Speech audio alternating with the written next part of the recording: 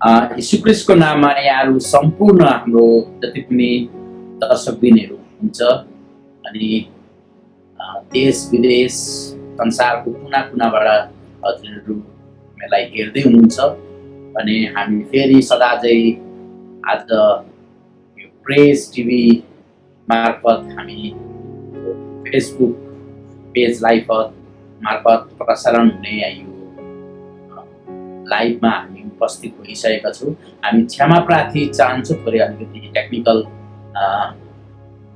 Issue भयो यहाँ मेरोमा, थोरै म क्षमा चाहन्छु सम्पूर्ण दर्शकबिनहरूलाई। हाम्रो गेस्ट आइसक्नु भएको छ, उहाँलाई मैले थोरै बेर पुर्याइरहेको छु।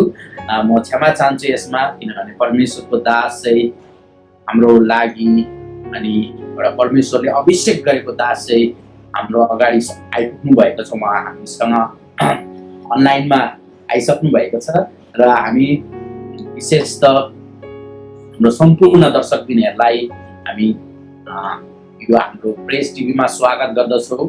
अनि विशेष त धर्मशास्त्र बाइबलले त्यही भन्दछ है, कि एफएसी 5:20ले सधैँ नै परमेश्वर पितालाई धन्यवाद चढाऊ, यीशु ख्रीष्टको नाममा परमेश्वर पितालाई धन्यवाद चढाऊ। र हामी यस घडी हाम्रो परमेश्वर पिता पुत्र पवित्र आत्मा परमेश्वरलाई हामी यस घडी हाम्रो यो लाइभमा स्वागत गर्दछौँ। विशेष गरेर र उहाँलाई नै हामी यस घडी धन्यवाद टक्राउँदछौँ, किनकि उहाँ बाहेक चाहिँ कुनै कुरो पनि असम्भव छ है। अनि लुका 1:37ले त्यही भन्दछ, मानिसमा हामीमा असम्भव हुने कुरो चाहिँ परमेश्वरमा सम्भव छ। ल है, यो महामारीमा यो पेन्डेमिकमा कति कुरोहरू औषधि ननिक्लेको होला, तर परमेश्वरमा यो कुरो सम्भव छ। यदि हामी यो परमेश्वरमा दृढ विश्वासको साथ परमेश्वरलाई हामी यदि उहाँको धार्मिकताको राज्य खोज्दछौँ भने चाहिँ परमेश्वरले सबै कुरो सम्भव पार्नुहुन्छ। र यस घडी विशेष त हाम्रो जति पनि दर्शकबिनहरू आउँदै हुनुहुन्छ र आउनुहुने हाम्रो सम्पूर्ण तमाम दर्शकबिनहरूलाई हामी स्वागत गर्दछौँ। अनि विशेष त हामी यस्तै हो मानिसको जीवन, हजुरहरूलाई मैले सदा चाहिँ भनिरहेको, मानिसको जीवन कहिले उकाली कहिले ओह्राली, कहिले भन्ज्याङ कहिले चौतारी, कहिले मिलन त कहिले बिछोड, कहिले त त्यो माइखोलका किनारमा, कहिले त है देश विदेशको कुना कुनामा खाडी मुलुकमा। हामी यस्तै हो, मानिसको जीवन दुःख कष्ट यस्ता वेदनाहरू यस्ता है सतावटहरू आइरहन्छ र यस्ता महामारी कुरोहरू पनि आइरहन्छ। तर यदि हामी परमेश्वरमा दृढ विश्वास गर्यौँ भने परमेश्वरमा कुनै कुरो असम्भव छैन। र हामी जहाँ भए पनि, जुनै संसारको कुनामा भए पनि, जति पनि विश्वासी होस् अविश्वासी होस्, हामी सबै परमेश्वरको सन्तानमा उहाँले हामीलाई एउटा हक अधिकार दिनुभएको छ। परमेश्वरको हामी उहाँको सन्तान हो है, सबै मानिसहरू संसारमा भएका। र म हजुरहरूलाई भन्थे पनि है, भजन सङ्ग्रह 150 6 त्यहाँ यस्तो लेख्छ, नाश हुने हरेक प्राणीले चाहिँ परमेश्वरको प्रशंसा गरोस्, आमेन। र हामी यस घडी हामी ढिला नगरिकन हाम्रो है निमन्त्रणलाई सहजै स्वीकार दिनुभएको छ। उहाँ 7 समुद्र पारी, मैले अघि नै भने 7 समुद्र पारी हुनुहुन्छ, हामी यता 7 समुद्र वारी छौँ है। तरै पनि हाम्रो उहाँ एक सिक्किम जग्गामा बस्नुहुन्छ, सिक्किम इन्डियामा। अनि विशेष गरेर मेरो मौखिकले भन्दाखेरि हामीले उहाँकोबाट पनि कति परिचय सुन्नु नै हामीहरूले उत्तम हुन्छ। र विशेष गरेर उहाँको वर्णन गर्दाखेरि लगभग म जन्मेकै रहेछु उहाँले प्रभु पाउँदाखेरि है। र तपाईहरू आफै महसुस गर्नुहोस् है, उहाँको एउटा परमेश्वरको राज्य वृद्धिको एउटा किङ्डम अफ गड है, परमेश्वरको राज्यमा चाहिँ उहाँले धेरै धेरै उहाँको पुस्तकहरू धेरै छ है। अनि विशेष गरेर उहाँको धेरै लेखहरू छ। र उहाँ चाहिँ एउटा सिक्किम इन्डियामा रम्फूको जग्गामा वहाँनिर एउटा स्कुलमा एउटा टिचर एज एउटा टिचर पनि हुनुहुन्छ। र हाम्रो एउटा बिब्लिकल थ्रोमबाट पनि उहाँ एउटा टिचर हुनुहुन्छ, अझ परिपक्व परमेश्वरको दास हुनुहुन्छ, उहाँ एउटा प्रचारक पनि हुनुहुन्छ। अनि उहाँ एक धेरै अनुभवी है, धेरै एउटा स्पिरिचुअली अनुभव लिएर प्लस उहाँको अध्ययन धेरै कुरो छ। र म हजुरहरूलाई सम्पूर्ण कुरो मेरो मौखिक परब दिनुभन्दा पनि उहाँ लाइनमा आइसक्नु भएको छ। म धेरै बेर ढिला गर्दिनँ, किनभने बिचरा उहाँ अहिले बिहानै छ अहिले इन्डियाको, र पनि उहाँ उठेर फस्याङ फस्याङ गर्दै भए पनि अलिकति मेरोमा भएन, अलिकति म उता जाँदैछु भन्दै हुनुहुन्थ्यो। अनि यस्तै हो समस्या बिचरा है, त्यो ठाउँमा त्यो यसमा हाम्रो अमेरिका जस्तो छैन, रै पनि अब अमेरिकामा सबै थोक छ, तर कोही बेला समय हुँदैन, यस्तै हो मानिसको जीवन। तरै पनि जे भए पनि सम्पूर्ण हाम्रो दर्शकबिनहरूलाई फेरि पनि यो प्रशंसा टिभीमा हामी स्वागत गर्दछौँ। हामी ढिला नगरिकन हाम्रो आजको आगन्तुक गेस्ट हुनुहुन्छ है, रेभरेन्ड सिनियर पास्टर, एउटा असल टिचर, प्रिन्सिपल जे भनौँ, उहाँ सिक्किमबाट हुनुहुन्छ। मैले हजुरहरूलाई हामीले फ्लायरमा पनि दिइरहेको छु, र उहाँलाई म यस घडी स्वागत गर्दै विशेष त यो समय म हाम्रो पास्टर बाबुलाई दिन चाहन्छु। सबैलाई एकचोटि फेरि प्रभु यीशु ख्रीष्टको नाममा जय मसीह। जय मसीह। र विशेष म परमेश्वरलाई धन्यवाद चढाउँछु यो आजको यो शुभ अवसरको लागि। अनि हाम्रा कैलाशज्यूलाई अनि विशेष धन्यवाद, तपाईँले यो शुभ अवसर मलाई दिनुभयो तपाईँहरूसँग बातचित गर्नको लागि। अनि सम्पूर्ण तपाईँहरू मलाई हेरिरहनु भएका अनि सुनिरहनु भएका सबैलाई र म तपाईँसँग केही समयसम्म बोल्नको लागि, बात गर्नको लागि म तयार छु। र परमेश्वरलाई धन्यवाद होस्, म युएसए नआए तापनि तर तपाईँहरूसँग जुम मार्फत मोबाइल मार्फत यसरी भेट्न पाइरहेको छु र परमेश्वरलाई धन्यवाद चढाउँछु। यो पनि एउटा ठुलो काम नै हो, किनकि कसैले मलाई भन्यो पास्टर हो मैले त प्रभु यीशु ख्रीष्टले भनौँ ठुलो काम गरेँ नि भनेर भन्नुभयो क्या। अनि मैले ए हो र के काम गर्यो भन्दाखेरि चाहिँ मैले त जुमबाट प्रचार गरेँ नि भने क्या। प्रभुले त कहिले पनि त्यो जुमबाट प्रचार गर्नु भएन र मैले त गरेँ, त्योभन्दा ठुलो काम प्रभुले भन्नुभएको वचन पुरा भयो भन्ने उहाँले भन्नुभयो क्या। विशेष गरिकन यो फेलोसिपले तपाईँहरूसँग चिनापछि गर्न पाइयो र मेरो सन्देश तपाईँहरूलाई पस्किनुभन्दा अघि म विशेष मेरो केही चिनापछि हजुरसँग म बाँड्नु पर्यो। मेरो नाम जोनाबल, अनि हामी चाहिँ एउटा ना परिवारबाट छौँ क्या। मेरो नाम जोना, अनि मेरो श्रीमतीको नाम चाहिँ एडना, र ठुलो छोरीको नाम 3 छोरी छ मेरो, अनि ठुली छोरीको नाम दिना, अनि माइली छोरीको नाम ज्योत्सना, अनि कान्छी छोरीको नाम चाहिँ उपासना। र हामी सब जोना, एडना, दिना, ज्योत्सना, उपासना छौँ। र हामी त्यसपछि हामी ना परिवारमा छौँ। र हाम्रो छोराको नाम पनि हामीले नानै राख्यौँ। त्यो छोराको नाम चाहिँ भएन हो, र हामी चाहिँ एउटा ना परिवारमा छौँ। र हामी चाहिँ छोराको नाम बुझ्नु होला, हाम्रो भएन है। हामी एउटा यसरी सेवा गरिरहेका छौँ। र म चाहिँ 1977 सालदेखि 1977 देखि सिक्किममा सेवा गरिरहेको छु। र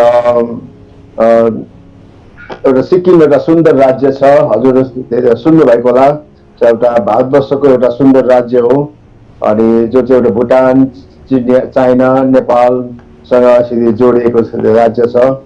अनि अति नै शान्तिको राज्य हो, जहाँ कहिले पनि लडाइँ झगडा छैन, कहिले कर्फ्यू छैन, न त 144 छ, न त लाठीचार्ज छ, न बम ब्लास्ट छ, अनि कुनै प्रकारको त्यो लडाइँ झगडा छैन। अनि एकदमै शान्ति सुन्दर एउटा राज्य छ सिक्किम। अनि त्यहाँ रम्फू भन्ने जग्गामा जहाँ बोर्डर हो, म त्यहाँ बसेर बेथेल मण्डली छ मेरो आफ्नो मेन चर्च, त्यसपछि वरिपरि कतिवटा चर्चहरू छन्, अनि त्यो चर्चमा बसेर सेवा गरिरहेको छु 1977 देखि लिएर। अनि यसरी परमेश्वरको सेवा सँगसँगै त्यहाँनिर त्यही जग्गामा सबैभन्दा पहिलोपल्ट स्कुल पनि हामीले खोलेका थियौँ 1984 मा। र त्यो बेला गभर्मेन्टको एउटा स्कुल मात्र थियो, तर कुनै पनि त्यो प्राइभेट स्कुल थिएन। तर इङ्ग्लिस मिडियमको स्कुल 1984 मा म अनि मेरो श्रीमती मिलिकन हामी त्यहाँ स्कुल खोल्यौँ र स्कुलको नानीहरूलाई पढाइकन सुसमाचार र प्रभुको काम गर्ने सुरु गऱ्यौँ। र त्यो स्कुल अहिले क्लास 10 पुगेको छ र धेरै मात्रामा विद्यार्थीहरू छन्। परमेश्वरले प्रशस्त मात्रामा आशिष दिइरहनु भएको छ र एउटा ईश्वरको आशिष विभिन्न प्रकारले अनुभव गरिरहेका छौँ। र 2011 देखि मेरो श्रीमती एडना, उसको किडनीले काम गर्दैन, किडनी फेल भएको छ र 2011 देखि 2011 देखि उहाँको हप्तामा 3 पल्ट डायलिसिस हुन्छ र यी सिलगढीमा बसेर र अहिले झन्डै अब 10 वर्ष पुग्यो। 10 वर्षको अवधिभरि उहाँको डायलिसिस भइरहेको छ। त्यसै कारणले गर्दाखेरि म प्रायःको बेला सिलगढीमै हुन्छु, उहाँ सिलगढी नै बस्नुहुन्छ। र मेरो आफ्नो परिचय दिनुपर्दा धेरैवटा च्यालेन्जेस छ, परिस्थितिहरू छ, दुःख छ, तर त्यो दुःखभित्र चाहिँ परमेश्वरको आशिष प्रशस्त मात्रामा छ। अनि यो अचम्मको चाहिँ के थाहा गर्न सक्छौँ भने दुःखभित्र परमेश्वरको प्रेम, परमेश्वरको अनुग्रह थाहा गर्नु चाहिँ त्यो अर्को कुरा छ। किनभने शद्रक, मेशक, अबेदनेगो पनि यदि आगोभित्र नगएको भएदेखि बेबिलोनको त्यो महान सम्राट नेबुकदनेजर राजाले उसको मुखबाट शद्रक, मेशक, अबेदनेगो यो यहुदीहरूको परमेश्वर चाहिँ सत्य रहेछ भन्ने उसको मुखबाट भन्न सक्ने थिएन यदि उनीहरू त्यो आगो नचुनेको भएदेखि। र उनीहरू आगोभित्र त थिए तर परमेश्वरको उपस्थिति त्यभित्र थियो। दानियल सिंहको खोरभित्र पस्नु पर्यो, तर यदि सिंहको खोरभित्र दानियल नगएको भएदेखि दानियल किन प्रार्थना गर्छ? प्रार्थना नगर्नु भन्दा पनि किन दानियल प्रार्थना गरिबस्छ? दानियलको परमेश्वर को भनेर चाहिँ उसको राजाले थाहा पाउने थिएन। र हामी धेरैपल्ट हामीको जीवनमा दुःख नआओस् भनेर भन्छौँ, तर वास्तवमा हाम्रो प्रार्थना चाहिँ यो हुनुपर्छ कि दुःखभित्र चाहिँ परमेश्वरको उपस्थिति हामीसँग भइरहोस्। हामी प्रभुसँग क्रुसमा झुन्डिने त्यो चोरलाई हामी देख्छौँ, यसो हेर्दाखेरि त्यो प्रभुको एकापट्टिको त्यो चोर क्रुसमा झुन्डिरहेको छ। अनि सबै मान्छेले भन्छन् अब यो त चोर हो, मर्दैछन्, अब दण्ड पाइरहेको छ। तर त्यो चोरलाई मात्रै याद छ कि प्रभुको आवाज उसको कानमा गुन्जिएको छ, तिमी आजै मसित स्वर्ग लोकमा हुनेछौ।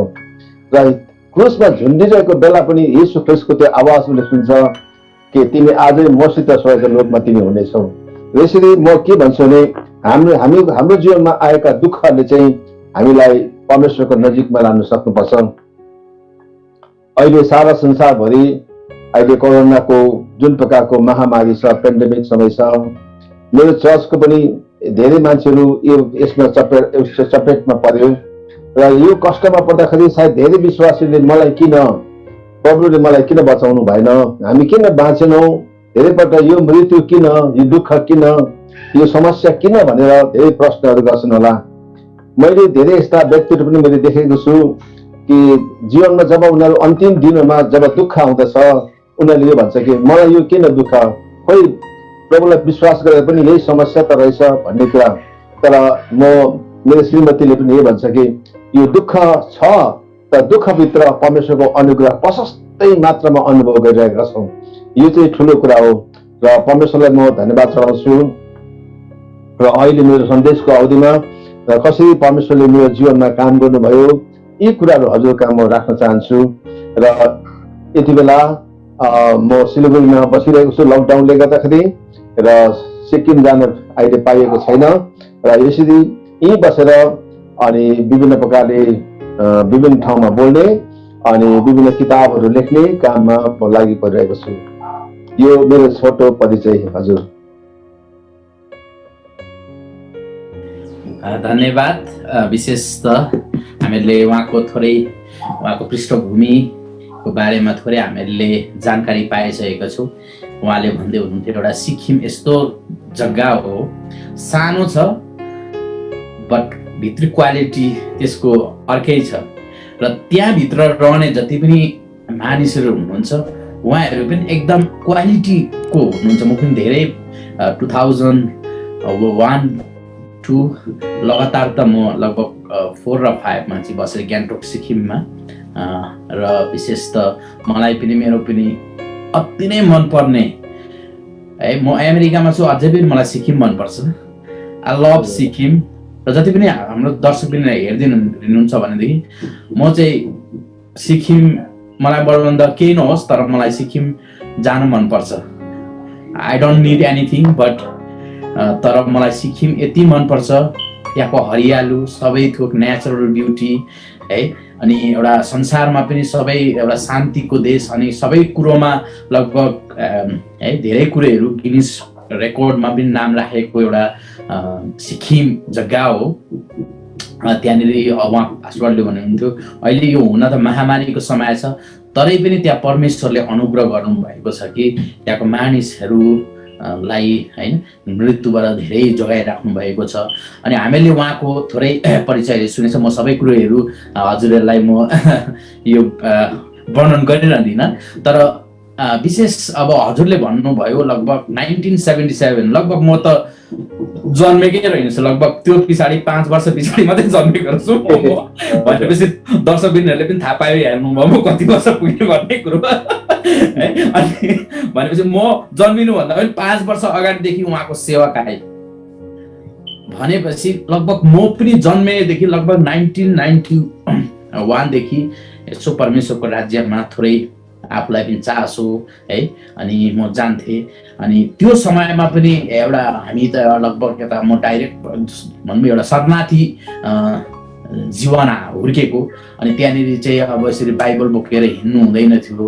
लगभग 2001 को कुरो, तपाईँले त 1977 को कुरो गर्नु हुँदैछ। लगभग यो त एउटा हँस्याउले चाहिँ 1914 मा भने जस्तै है। अनि लगभग यो धेरै अगाडि, लगभग 40 वर्ष 45 वर्ष अगाडिको कुरो। त्यो समयमा पक्कै पनि हजुरलाई परमेश्वरको राज्य वृद्धिको लागि काम गर्नका लागि हजुरलाई हामीलाई थाहा छ कि त्यो समयमा पक्कै थियो तपाईलाई तनाव है, तपाईलाई सतावट धेरै थियो है।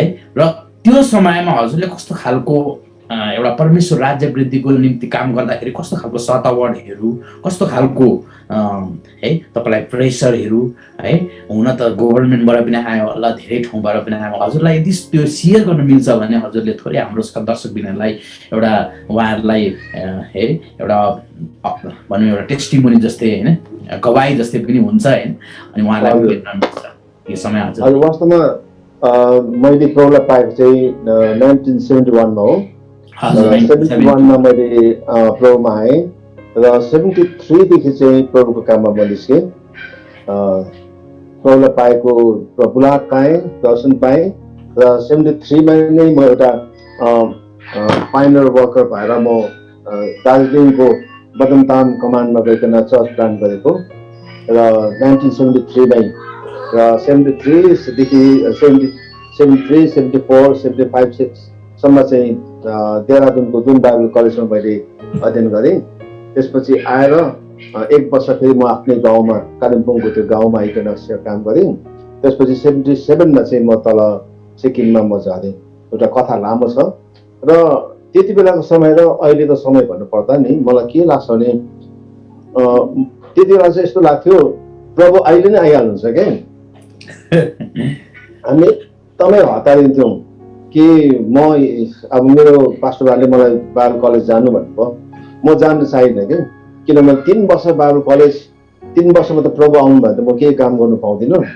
म चाहिँ पास्टर भन्दा पनि बेसी इभान्जलिजम प्रचारकको काम साह्रै मलाई मनपर्ने। अनि विभिन्न जग्गामा टुर गर्ने, घुम्ने, धेरै घुमेँ म। अनि विभिन्न ठाउँमा चर्च प्लान गरेर हिँड्ने मेरो चाहिँ एउटा ठुलो दर्शन थियो। अनि 3 वर्षमा प्रभु आइहाल्यो भने चाहिँ म त काम गर्नु पाउँदिनँ त भनेर यो खालको कुरा राखेँ क्या। तर पनि मलाई जानै पर्ने भयो। देहरादून पुगेँ, पुगेर 3 वर्ष भन्दाखेरि मलाई गाह्रो लाग्यो। अनि मैले प्रिन्सिपललाई मैले बात मारेँ क्या, मलाई म सेकेन्ड इयरमा राखिदिनुहोस्, त्यो फर्स्ट इयरको सबै कोर्स पनि मलाई दिनुहोस्, मलाई 2 महिना दिनुहोस्, 2 महिना चाहिँ मलाई त्यो फर्स्ट इयरको कोर्स दिनुहोस्, म सेकेन्ड इयरमै बस्छु। अनि 2 महिना दिनुहोस्, 2 महिनामा मलाई फर्स्ट इयरको कोर्स मलाई एक्जाम दिनुहोस्, म पास गरेँ भने चाहिँ मलाई सेकेन्ड इयर होइन भने चाहिँ फर्स्ट इयरमै राखिदिनुहोस् भन्दाखेरि उहाँले पनि मानिलिनु भयो मेरो गवाई सुनेर। अनि 2 महिना मैले फर्स्ट इयर पनि सकिदिएँ क्या, सकेर चाहिँ म 2 वर्षमा सकिदिएको हो। अनि त्यसपछि चाहिँ म अब प्रभुको काम गर्न आएँ। तर मैले हजुरलाई म त्यो पहिलाको कुरा भन्नुपर्दा नि के लाग्छ नि, मैले अघि भने म एक प्रकारको मलाई चाहिँ एउटा धोका छ क्या, पछितो छ। त्यति बेला जुन प्रकारको जोडतोडमा हामीले काम गर्थ्यौँ नि, अहिलेको प्रकारले काम गर्नु हो भने त धेरैवटा काम गर्न सक्ने थियो होला। किनभने हामीले 2 वर्षभित्रमा सिक्किममा 18वटा मण्डली स्थापना गरेका थियौँ क्या। त्यो जब म 77 सालमा तल झरेँ नि, अनि किनभने त्यति बेला के थियो भने मानिसहरू एक प्रकारको सुधो थिए। अहिले प्रकारको विभिन्न अहिले जस्तो प्रकारको अहिले छ नि अब त्यस्तो थिएनन्। किनभने हाम्रो एउटा सिक्किम क्रिस्चियन युथ फेलोसिप थियो। म धेरै ड्रामा लेख्छु अनि ड्रामा सिकाउँछु, खेल्छु पनि। अनि हाम्रो ग्रुपले विभिन्न गाउँमा गएर जब हामी ड्रामा खेल्थ्यौँ नि 3 दिन हामी मेला लगाउँथ्यौँ क्या। त्यति बेला न त साउन्ड सिस्टम राम्रो थियो, ब्याट्री बोक्नुपर्ने, सानो एम्प्लिफायर बोक्नुपर्ने, कहीँ बिजुली बत्ती पुगेको थिएन त्यति बेला गाउँमा। प्याट्रोमेस बोकेर अनि तिरपालहरू बोकेर हामी एउटा मेलातिर गाउँमा गएर स्कुलको बरान्डातिर हामी सिधै ड्रामा गर्थ्यौँ। र मानिसहरूले त्यो ड्रामा देखेपछि प्रभुलाई ग्रहण गर्थे। अनि जब 3 दिनको सेवा गर्थ्यौँ चर्च प्लान हुन्थ्यो क्या। त्यति चाहिँ एउटा प्रभुले हाम्रो लागि बाटो खोलिदिनु भएको थियो।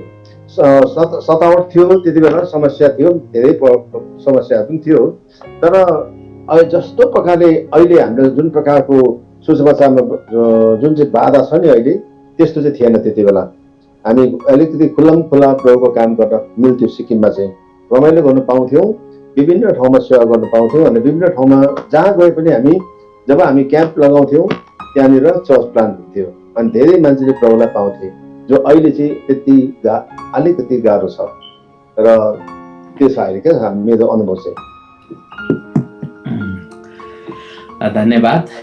जति पनि हाम्रो दर्शकबिनहरू, श्रोताबिनहरू है, हाम्रो प्रेस टिमलाई माया गरेर आइदिनु भएको छ। उहाँहरू हामी फेरि पनि आउँदै हुनुहुन्छ भने उहाँहरूलाई फेरि पनि हामी स्वागत गर्दछौँ। यो प्रशंसा टिभीबाट चाहिँ केवल परमेश्वरको प्रशंसा हुनुपर्दछ।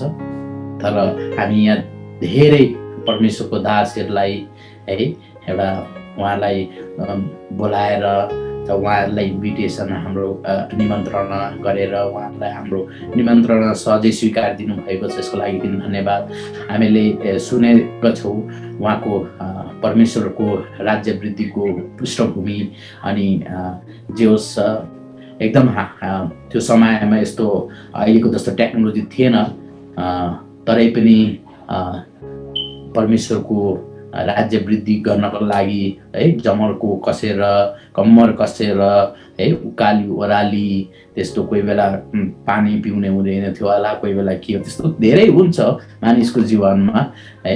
अनि जति पनि हाम्रो परमेश्वरको दासहरू हुनुहुन्छ है, जो परमेश्वरको राज्यमा आफूलाई मरिमेटी है ज्यान पनि जाओस् है, अनि जति पनि हाम्रो अग्रजहरू हुनुहुन्छ है, जसले चाहिँ म बरुभन्दा देश छोड्छु है, म बरुभन्दा मेरो भुटान देश छोड्छु तर म येशूलाई कहिले पनि छोड्दिनँ भनेर हाम्रो परमेश्वरको दासहरू है, जो है पास्टर नर्बु है, अनि पास्टर जोन मगर, अनि यस्ता मैले सबैको नाम लिन सकेको छुइनँ, मलाई अहिले त आएको छैन, म क्षमा चाहन्छु। हाम्रो सम्पूर्ण जति पनि दर्शकबिनहरू हुनुहुन्छ उहाँहरू चाहिँ हाम्रो लागि एउटा है परमेश्वरको राज्य वृद्धिको निम्ति उहाँहरूले चाहिँ हाम्रो लागि एउटा ठुलो एउटा प्रेरणा हुनुहुन्छ। उहाँहरू एउटा खम्बा हुनुहुन्छ, हाम्रो स्रोत हुनुहुन्छ है। त्यो समयमा यस्तो टेक्नोलोजी थिएन, तर हुन त एउटा भनाइ छ कि पढेर भन्दा पनि पढेर जान्नुपर्छ भन्दै है। अनि उहाँहरू चाहिँ दुवै छ, पढेको पनि छ भने 2 महिनामा कोर्स सिद्ध्याउनु भनेको लडतरो कुरो होइन है, गाह्रो कुरो हो है। अनि उहाँहरू चाहिँ पढेर र परमेश्वरको है एउटा इच्छा अनुसारको परमेश्वरको इच्छा कस्तो छ त्यसलाई इच्छालाई बोकेर आफ्नो इच्छालाई होइन त्यो इच्छालाई बोकेर चाहिँ उहाँहरू अघि बढ्नु भएको छ। सम्पूर्ण हाम्रो अग्रजहरूलाई पनि म धन्यवाद टक्राउँदछु यो प्रशंसा टिभीबाट र हाम्रो रेभरेन्ड जोन बल उहाँ हाम्रो निमन्त्रणलाई सहज स्वीकारेर आइदिनु भएको छ र विशेष गरेर हाम्रो दर्शकबिनहरू आज हामी थोरै परमेश्वरको वचनबाट हेर्नेछौँ अनि जति पनि हाम्रो दर्शकबिनहरू हुनुहुन्छ हजुरहरूले प्रश्नहरू गर्न सक्नुहुनेछ विशेष गरेर मलाई व्यक्तिगत पनि प्रश्न गर्न सक्नुहुनेछ अनि त्यो प्रश्नहरूमा हाम्रो पास्टर ज्यूलाई म त्यो प्रश्न राख्ने नै छु तर विशेष गरेर बिब्लिकल होस् अनि प्लस अहिले हाम्रो यो जुन टपिक छ है रिचिङ द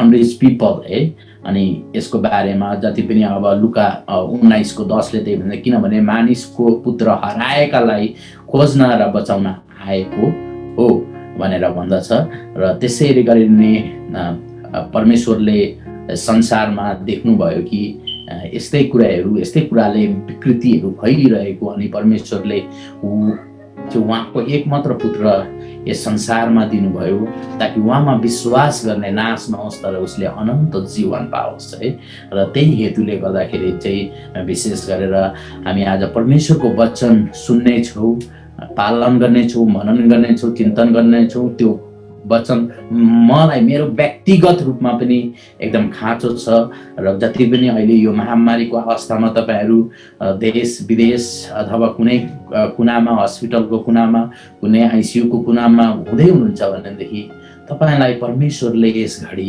केही भन्दै हुनुहुन्छ तपाईको हृदयमा परमेश्वरले केही बोल्न चाहनु हुँदैछ र यस घडी चाहिँ म विशेष गरेर हामी प्रश्नहरू अन्तमा गर्ने नै छौँ जति पनि दर्शकबिनहरू हामीलाई प्रश्न गर्नुहोस् तर बिब्लिकल जति पनि हाम्रो विषय छ त्यो विषयमा रहेर हजुरहरूले प्रश्न गर्न सक्नुहुन्छ हाम्रो कमेन्ट बक्समा पनि गर्न सक्नुहुनेछ हजुरहरूले मलाई व्यक्तिगत पनि गर्न सक्नुहुनेछ तर जुन प्रश्न चाहिँ विवादास्पद आउने प्रश्न नहोस् जुन प्रश्नले गर्दा चाहिँ परमेश्वरलाई अझ महिमा होस् परमेश्वरलाई अझ प्रशंसनीय होस् है र यो प्रशंसा टिभी पनि परमेश्वरको प्रशंसा गर्नका लागि हो र विशेष गरेर धन्यवाद फेरि पनि हामी धन्यवाद दिन्छौँ र यस घडी चाहिँ अब हामी थोरै उहाँको परमेश्वरको वचनद्वारा हामी सुन्नेछौँ है र यो समय म ढिला नगरिकन अनि यस पछाडि हामी अरू कुरोहरू गर्ने नै छौँ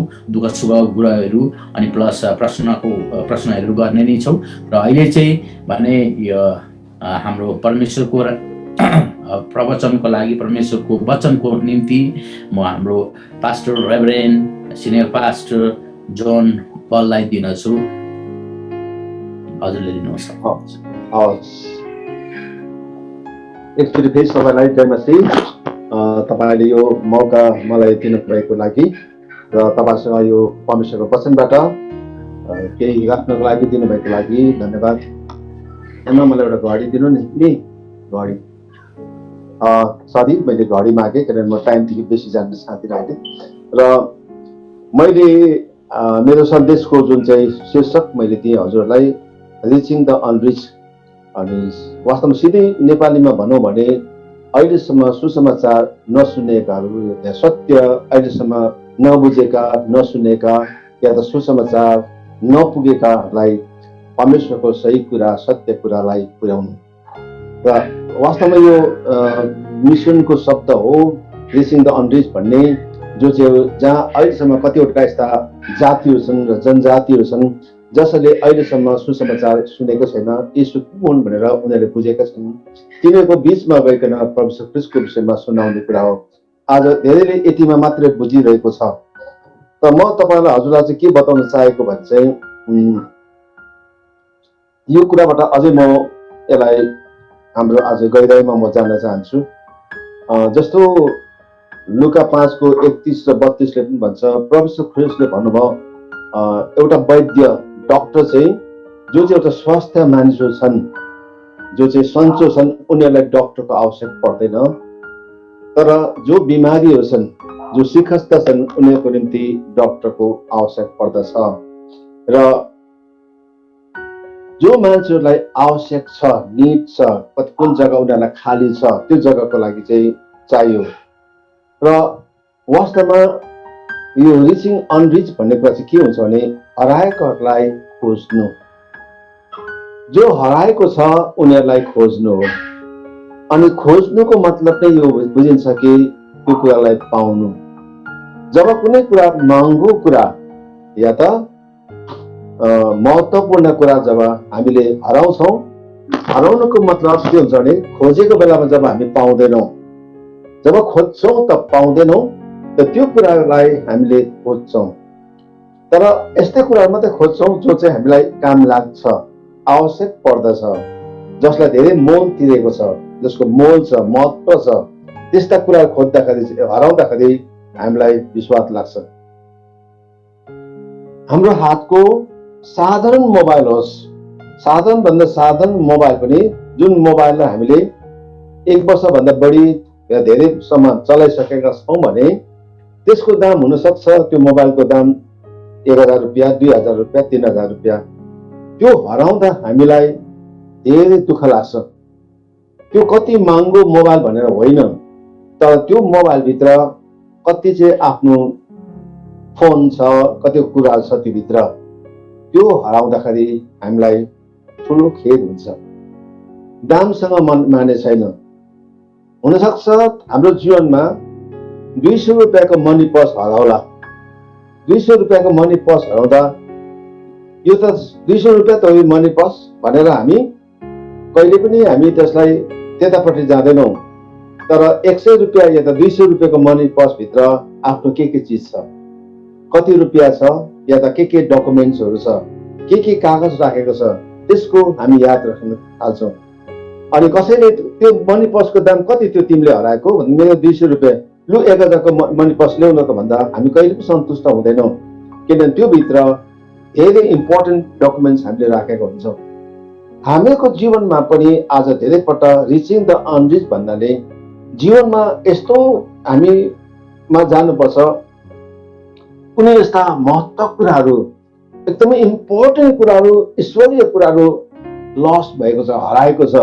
ती कुरासँग कहाँ हराएको छ भन्ने एउटा त्यसलाई त्यहाँसम्म पुग्नु हो।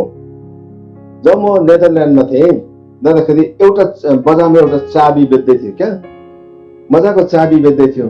त्यो चाबी चाहिँ के थियो भनेदेखि चाहिँ कसैले चाबी हराएको छैन, मैले चाबी हराएको छैन, मैले सुसेली मार्नु पर्ने क्या। यसरी सुसेली मार्दा त्यो चाबीले पनि जवाब दिँदछ क्या, सुसेली गर्दछ।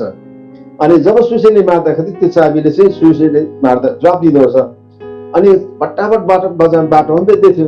हामीले पनि किन्यौँ, किन हाम्रो चाहिँ लाग्यो हो कोही बेला हामी चाबी हराउँछौँ, घरमा कहाँ राख्छौँ, त सुसेली मार्ने साथ घरको कुनाबाट सुसेली गरिदिने क्या। त्यो त राम्रो लाग्यो, कति मजाको कुरा। फेरि पछिबाट मैले सम्झेँ होइन, मैले चाबी हराएँ अनि कसैले सुसेली मारिदियो भने त थाहा पाएछ त, फेरि उसले त लान्छ त त्यो भनेर क्या। र आज हाम्रो जीवनमा हराएको कुरालाई पाउने भन्ने कुरा हो। अनि त्यो रिचिङ द अनरिच भन्ने कुरा चाहिँ मैले अघि भने जो चिज हराएको छ त्यसलाई खोजेर निकाल्नु। वास्तवमा धेरै पटक हामीको जीवनमा हामीले धेरै कुराहरू हराइपठाउँछौँ या त खोजेको बेलामा पाउँदैनौँ, किनभने त्यसलाई हामीले ठिक जग्गामा हामीले राखेका हुँदैनौँ। हामीले ठिक ठाउँमा नराखेको कारणले गर्दाखेरि हामीले खोजेको बेलामा ती कुरालाई हामीले पाउँदैनौँ। प्रिय, म आज तपाईँलाई आत्मिक कुराको कुरा गरिरहेको छु। मलाई कोही बेला खुब मजा लाग्छ, दबाई दोकानमा म जान्छु, हजारौँ दबाई, उनीहरूले ती ठुलो दबाई दोकानमा औषधि पसलमा दबाई राखेको छ, तलदेखि माथिसम्म राखेको छ, तल्लै राखेको छ। जब एउटा दबाई म देखाएर दिन्छु, त्यो दबाई बेच्ने मान्छे सिधा गएर टपक्क त्यो दबाई टिपेर टक्क ल्याइदिन्छ क्या, दिन्छ। यति मलाई मजा लाग्छ कि टक्क दिन्छ। अनि कसरी दिएको एउटा चिज टक्क पाइहाल्छ, किनभने फेरि त्यति मात्रै हेर्दैन म, उसले फेरि मलाई जब त्यो दबाई दिन्छ उसको त्यो बट्टा उसले जहाँबाट निकालेको छ त्यही नै राख्छ, उता राख्दैन। अनि जुन चिज जुन ठाउँमा हुनुपर्छ त्यही नै राख्छ। आज हामीले थुप्रै कुरा हामीले हराएको कारण चाहिँ हामीले ठिक ठाउँमा नराखेको कारणले हो। त्यो हामी यो लुका 15 अध्यायमा त्यो भेडा हराएको देख्छौँ। त्यसमा वास्तवमा ऊ हराउने थिएन यदि त्यो बगालमा ऊ सँगसँगै आएको भएदेखि। सबै बगालहरू भेडाको बगाल आफ्नो खोरतिर लागे, ऊ किन बाहिर कतातिर गयो? ऊ जब बाहिर नहुनु पर्ने जग्गामा ऊ जान्छ तब त्यो हराउँछ। र यसरी आज वास्तवमा रिचिङ द अनरिच भने चाहिँ हराएको कुरालाई हामीले भेटाउनु हो। म एउटा सोसियल वर्क गर्छु, रम्फूमा बसेर म के गर्छु भने थुप्रै बिमारीहरूलाई म विभिन्न डक्टरसित उनीहरूलाई कनेक्ट गराइदिन्छु। कलकत्ताको हस्पिटल, नामी हस्पिटल, त्यसपछि तल सिएमसी भेलोर भन्छ एकदमै नामी हस्पिटल, चेन्नाईको हस्पिटल, अनि त्यसपछि हाम्रो केरलाको हस्पिटलमा विभिन्न बिमारीहरूलाई म त्यहाँनिर हस्पिटलसँग डक्टरसँग म कनेक्ट गराइदिन्छु। ती डक्टरहरूसँग मेरो राम्रो सम्बन्ध छ। अनि हजारौं कतिले लाखौं रुपियाँ पैसा खर्च गरिसकेका हुन्छन् सिक्किममा, सिलगढीमा बसेर, तर उनीहरूले त्यो बिमारीबाट छुटकारा पाएको हुँदैन। जब उनीहरू म कहाँ आउँछन्, उनीहरूलाई याद छ मैले यो काम गर्छु भनेर, अनि म उनीहरूलाई के गर्छु भने त्यो डक्टरसँग सम्पर्क गराइदिन्छु। अनि उनीहरू सजिलै ट्रिटमेन्ट गरेर, कतिलाई त म आफै लिएर जान्छु, लिएर गइकन ट्रिटमेन्ट गराएर फर्काउँछु। मैले आज किन यो कुरा भन्दैछु भनेदेखि धेरैपल्ट मानिसहरू बिमारले मर्दैनन्, तर सही त्यसको कहाँ के बिमार हो पत्ता लगाउन नसकेको कारणले गर्दाखेरि ती बिमारीहरू मर्छन्। मानिसहरू बिमारले मरेका होइनन्, तर सही प्रकारको ट्रिटमेन्ट नपाएर मरेका हुन्। थुप्रै दबाई खाएर हुँदैन, तर सही दबाई नपाएर मानिसहरू चङ्गाई हुँदैनन्। मैले आज यो भन्नु चाहेको चाहिँ आज डक्टर त्यो डक्टर हो, सही डक्टर हो जसले महँगो दबाई दिन्छ भनेर होइन, तर एउटा मान्छेको सही बिमार चाहिँ के हो त्यो बिमार पत्ता लगाउनु चाहिँ रिचिङ द अनरिच हो। त्यो बिमार भेटेकै छैन। एउटा बिमारीलाई मैले पठाएँ जसले लाखौं रुपियाँ खर्च गरिसकेको थियो, अनि त्यो बिमारीलाई जब तल हस्पिटल मैले पठाएँ भन्छ उसले 15 रुपियाँको दबाई खाएर जाति भयो अरे। हेर्नुहोस् त, किनभने सही डक्टरको पास गयो, डक्टरले सही बिमारी उसले पत्ता लगायो। एउटा घटना भन्छ है, एक दिन एउटा जहाज बिग्रेछ, जहाज स्टार्ट भएन, पानी जहाज, अनि मेकानिक ल्याएछ, कतिजना मेकानिक ल्यायो, सायद कथा सुन्नुभएको होला। अनि त्यो मेकानिकले केही बनाउनु सकेन, अनि एउटा सिम्पल साधारण मेकानिक आएछ, उसले सानो मार्तोल लिएर आएछ, अनि मार्तोल ल्याएर कुनै एउटा जहाजको इन्जिनको छेउमा ट्याक ट्याक हिर्काएछ उसले, अनि हिर्काएर जहाज स्टार्ट भयो। अनि उसले भनेछ मलाई 10,000 रुपियाँ देऊ यसको चार्ज। अनि त्यहाँको इन्चार्जले के भनेछ, तिमीले त मार्तोलले ट्याक ट्याक मात्रै हिर्कायो, 10,000 रुपियाँ किन माग्छौ? यति कम्ती हिर्काउने बित्तिकै तिमीले कसरी माग्छौ? तर उसले के भनेछ भने त्यो ट्याक ट्याक हिर्काएको चाहिँ खालि 100 रुपियाँ मात्रै हो, तर 9,900 रुपियाँ चाहिँ कहाँ हिर्काउनु पर्यो त्यो थाहा पा, त्यो चाहिँ त्यसको चाहिँ दाम लाग्यो। त्यस्ता मेकानिक कति आए कसैले थाहा पाएन, तर त्यो ट्याक्कै हिर्काउनु त जसले पनि हिर्काउन सकिन्छ, तर कहाँ हिर्काउनु पर्ने त्यो मैले मात्रै थाहा पाएँ। आज धेरैपल्ट हामीको जीवनमा चाहिँ हामी दौडा दौडी गरिबस्छौँ, वास्तवमा कहाँ हराएको छ, को हराएको छ, किन हराएको छ, त्यो कुरा सही कुरा पत्ता लगाउनु चाहिँ सही कुरा हो। अनि मैले फेरि पनि म तपाईँलाई भने र आज एउटा डक्टरले एउटा सही बिमारी पत्ता लगाउनु चाहिँ एउटा ठुलो कुरा हो, रिचिङ द अनरिच हो। यसरी आज हामी के देख्छौँ भने हाम्रो जीवनमा प्रभु यीशु ख्रीष्ट पनि वास्तवमा येशू ख्रीष्ट को हराएको छ, उहाँ साँच्चै हराएको मान्छेलाई खोज्नको निम्ति येशू आउनुभयो। येशू यस कारण आउनुभयो जसले आजसम्म देखेका छैनन्, सत्य कुरा देखेका छैनन्, थुप्रै कुरा देखेका छन्, हेरेका छन्, देखेका छन्, तर सत्य कुरा देखेको छैन। थुप्रै कुरा सुनेको छ, सही कुरा सुनेका छैनन्, थुप्रै कुरा सुनिसकेको छ, बुझेका छैनन्। यस्ता कुरालाई सही कुरा बुझाउनलाई येशू ख्रीष्ट आउनुभयो।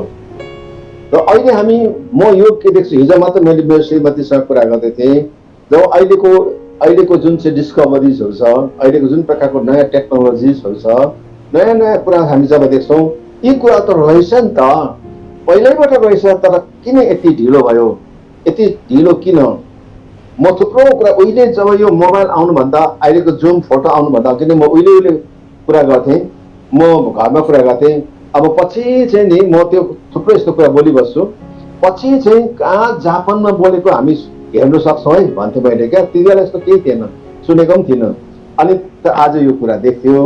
अनि थुप्रै कुरा रहेछ नि त।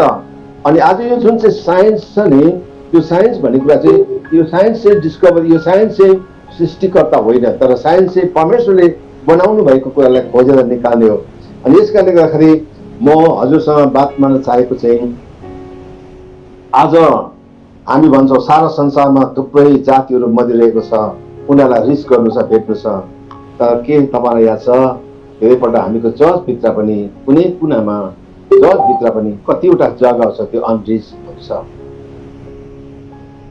एकजना सानो नानीले मैले प्रचार गरिसकेपछि सबैले मलाई धन्यवाद दियो, पास्टर बाबु तपाईँको प्रचार आज साँच्चै नै राम्रो थियो, असल थियो। तर एउटा नानी आएर मलाई के भन्छ, अङ्कल तपाईँले के बोल्नु भएको, केही पनि मैले बुझिनँ, सबै यता माथिबाट गयो भने। तपाईँले के बोल्नु भएको, सबै यो त के हो, हामीले केही पनि बुझेन, कस्तो बोरिङ भयो। त्यतिखेर मैले के सम्झेँ भने, जब एउटा नानी आउँछ भने त्यो नानी अनरिच भयो, त्यसले केही पनि बुझेन, केही पनि बुझेन। एक्जाम्पल, यदि मैले त्यहाँ 10वटा पानीको बोतल छ, मलाई 1 बाल्टी पानी कसैले दिएको छ, मलाई पानी भर्न, त्यो बोतललाई पानी भर्नलाई मलाई लगाइएको छ। मेरो काम हो त्यो 10वटा बोतललाई मैले पानी भर्नुपर्छ मेरो बकेटबाट, हातमा मग पनि छ। मैले के गर्न थालेँ, त्यो बोतलमा राखेर, बोतल भुइँमा राखेर मैले बाल्टीको पानी मगमा उगाउँदै त्यो बोतलमा मैले फ्याँक्न थालेँ। केही समयपछि के हुन्छ भने बाल्टीको पानी सिद्धिन्छ, म पनि थाक्छु। तर जब म बोतलमा हेर्न जाँदाखेरि त्यो अलि मात्रै बोतलमा पानी छ, कुनै बोतलमा एउटै पानी पनि छैन। कसैले हेर्दाखेरि चाहिँ हेर्दा चाहिँ भन्छ मैले त्यो बोतलमा पानी भरिरहेको छु, म व्यस्त छु, खटिरहेको छु, काम गरिरहेको छु, तर त्यो बोतलभित्र पानी छैन, कुनै बोतलमा एउटै पानी पनि छैन। त्यो बोतल अनरिच भयो। त्यसलाई वास्तवमा मैले के गर्न लागेको छु, मेरो जुन चाहिँ मेरो उद्देश्य छ, मेरो जुन चाहिँ काम छ त्यो अचिभ भएन, त्यो पुरा भएन। यदि मैले साँच्चै त्यो बोतलमा पानी भर्नु हो भने माथिबाट पानी फ्याँकेर होइन, तर प्रत्येक बोतललाई समातेर मैले त्यो कप लगाएर पानी भर्नु पर्ने हो। र आज हामीको जीवनमा के देख्छौँ भने धेरैपल्ट हामीको चर्चभित्र पनि हुनसक्छ कतिजना मान्छेहरू खाली नै होला। मेरो शिक्षा के छ भने चर्चभित्र कुनै एकजना मान्छे पनि प्रथमचोटि त्यो चर्चमा आएको छ भने हामीको प्रचार जे नै प्रचार भए तापनि वास्तवमा ती व्यक्तिलाई हामीले फोकस अवश्य पनि गर्नुपर्छ। एकैपल्टमा मेरो एउटा गीतले भन्छ, जब हामी प्रचार चर्चभित्र हामी आउँछौँ, त्यो एक विधवा छ भने उसको आँखाको आँसु पुछिनुपर्छ। कोही मान्छे घायल भएर आएको छ भने उसलाई त्यो दिनको वचनले उसको घाउमा मलमपट्टि पुग्नुपर्छ। कुनै प्रश्न लिएर आएको छ भने त्यो प्रश्नको उत्तर उसले पाउन सक्नुपर्छ। एकै दिनमा पनि उसले जीवनमा कुनै एउटा टर्निङ पोइन्ट, एउटा बदलाव भन्ने कुरा आउन सक्नुपर्छ। यस कारणले मैले आज के भन्छु भने आज हामीको परिवारमा पनि कतिजनाहरू अनरिच होला, सबैजना एउटै होइन होला, छैन होला। कतिजना परमेश्वरको कुरामा, ज्ञानमा, ईश्वरसितको सम्बन्धमा आज धेरैवटा कमजोर होला। हामी यसरी, तर प्रभुको इच्छा चाहिँ के छ भने हरेक व्यक्ति, प्रत्येकजनाले सत्य कुरालाई जानोस् अनि सत्य कुरालाई पाउन सकोस्। मेरो घरमा 12 जनाको परिवार थियो, 12 जना नानीहरू थिए, 6 जना छोरीहरू, 6 जना छोराहरू। जब हामी 16 जनाको थियौँ तब के हुन्थ्यो, मेरो बाबाले के भन्नुहुन्थ्यो भने सबैले खाना पुग्यो अनि एकजना छैन भने पनि ऊ खोइ कुनै मिठो खाना छ भने, राम्रो खाना छ भने हरेकजना आओस्, सबैजना सँगै खाउँ, सबैले बराबर खाउँ भन्ने उहाँले चाहनुहुन्थ्यो। 16 जनाको परिवारमा सबैजनाले एकै खालको खाना खाउँ, मजाको कुरा लाग्थ्यो मलाई। र आज यसरी आज हाम्रो चर्चमा धेरैपल्ट हामी यसरी बराबर सबैले पाउनु पर्ने कुरा पाउनुपर्छ। अब के गरिन्छ भने धेरैपल्ट के हुन्छ भने हामी सिकाउँछौँ तर मान्छेले सिक्दैनन्। कतिले बुझाउँछौँ बुझ्दैनन्। मेरो गाउँमा म एउटा सत्य कुरा बताउँछु है। मेरो गाउँमा एकजना मान्छेले नि उसको सिकाउने मान्छे टिचरको नाम चाहिँ गङ्गाराम, अनि सिक्ने मान्छेको नाम चाहिँ भुइमुसा। हेर्नुहोस्, नामै उसको भुइमुसा। उसले नेपाली सिकाएको, नेपाली पढाएको, क ख ग पढाउँदै गयो, पढाउँदै गयो। जब तालबिसमा पुगे नि, तालबिस भन तलतिर आउँछ, तालबिस भन्नै आउँदैन उसलाई। तालबिस भन तलतिर, तालबिस भन तलतिर। उसलाई वाक्कै लाग्छ तालबिस भन्न नजान्दाखेरि। अब होस् मर्दिसम्म जानु पर्दैन, मर्दिस भन मासतिर। उसले जीवनमा कहिले पनि तालबिस भन्न सकेन, मर्दिसम्म भन्न सकेन, त्यतिमै भयो। धेरैपल्ट आज हामी सिकाइरहेका छौँ, बुझाइरहेका छौँ, मान्छेले बुझ्दैन, सिकाइरहेका छौँ, उनीहरूले सिक्दैनन्। त हामी कसरी सिकाउँदैछौँ? म एउटा घटना म तपाईँलाई बताउँछु है। एउटा बर्मेक भन्ने जग्गामा म प्रचार गर्न गएँ। त्यतिबेला एकदम नयाँ थिएँ, त्यो 1972 सालको कुरा हो। जब एउटा मान्छेलाई मैले घरको आँगन सिकुवामा बसिरहेको भेटेँ, मुढामा, अनि खुसी लाग्यो, नयाँ जोस छ, भर्खरै प्रौला पाएको। त्यो मान्छेलाई मैले 2 घन्टा प्रचार गरेँ। 2 घन्टा त्यो मान्छेले आना ओ नगरिकन वचन मेरो सुन्नुभयो। म यति साह्रो खुसी भएँ, हेर्दा राम्रै थियो त्यो मान्छे, यति साह्रो खुसी भयो म त। अब चाहिँ यो गाउँमा पहिलो फ्रुट यो मान्छे हुने रहेछ, एकजना विश्वासी छैन। अब यो मान्छेले चाहिँ प्रभुलाई ग्रहण गर्ने रहेछ, किनभने कसैले मलाई अपोज पनि गरेन। 2 घन्टा प्रचार गरिसकेर मैले सोधेँ, दाजु मैले बताएको कुरा तपाईँलाई कस्तो लाग्यो? मैले तपाईँलाई कस्तो लाग्यो भन्दाखेरि त यस्तो प्रकारले जवाब दियो, कस्तो प्रकारले जवाब दियो। त्यति बेला पर बारीको एउटा मान्छेले भन्छ, भाइ त्यो मान्छे त लाटो हो, बहिरो र लाटो, सुन्दैन पनि बोल्दैन पनि। हेर्नुहोस् त, अब त्यो मान्छे कसको कसुर हो? एउटा मान्छे जसले चाहिँ सुन्दैन पनि रहेछ अनि बोल्दैन पनि रहेछ। त्यस्तो गुङ्गोलाई चाहिँ मैले 2 घन्टा प्रचार गरेछु। त्यति बेला उसको कसुर भएन, त्यो कसुर मेरो भयो। वास्तवमा मैले त्यो व्यक्तिलाई पहिलेबाट सोध्नु पर्ने थियो।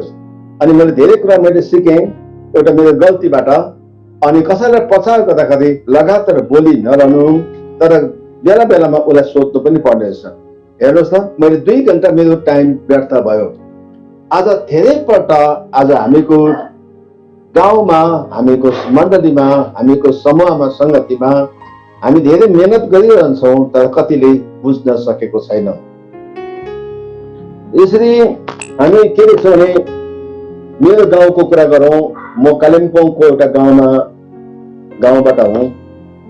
त्यो गाउँमा प्राय 100 वर्षभन्दा बढी समयदेखि सुसमाचार प्रचार गरिरहेको हो। विभिन्न मिसनरीज आइकन प्रचार गरेका हुन्। तर त्यसपछि फेरि पनि त्यो गाउँको एउटा स्कुलको हेडमास्टरले 40 वर्षसम्म त्यो गाउँमा सुसमाचार प्रचार गरेका हुन्।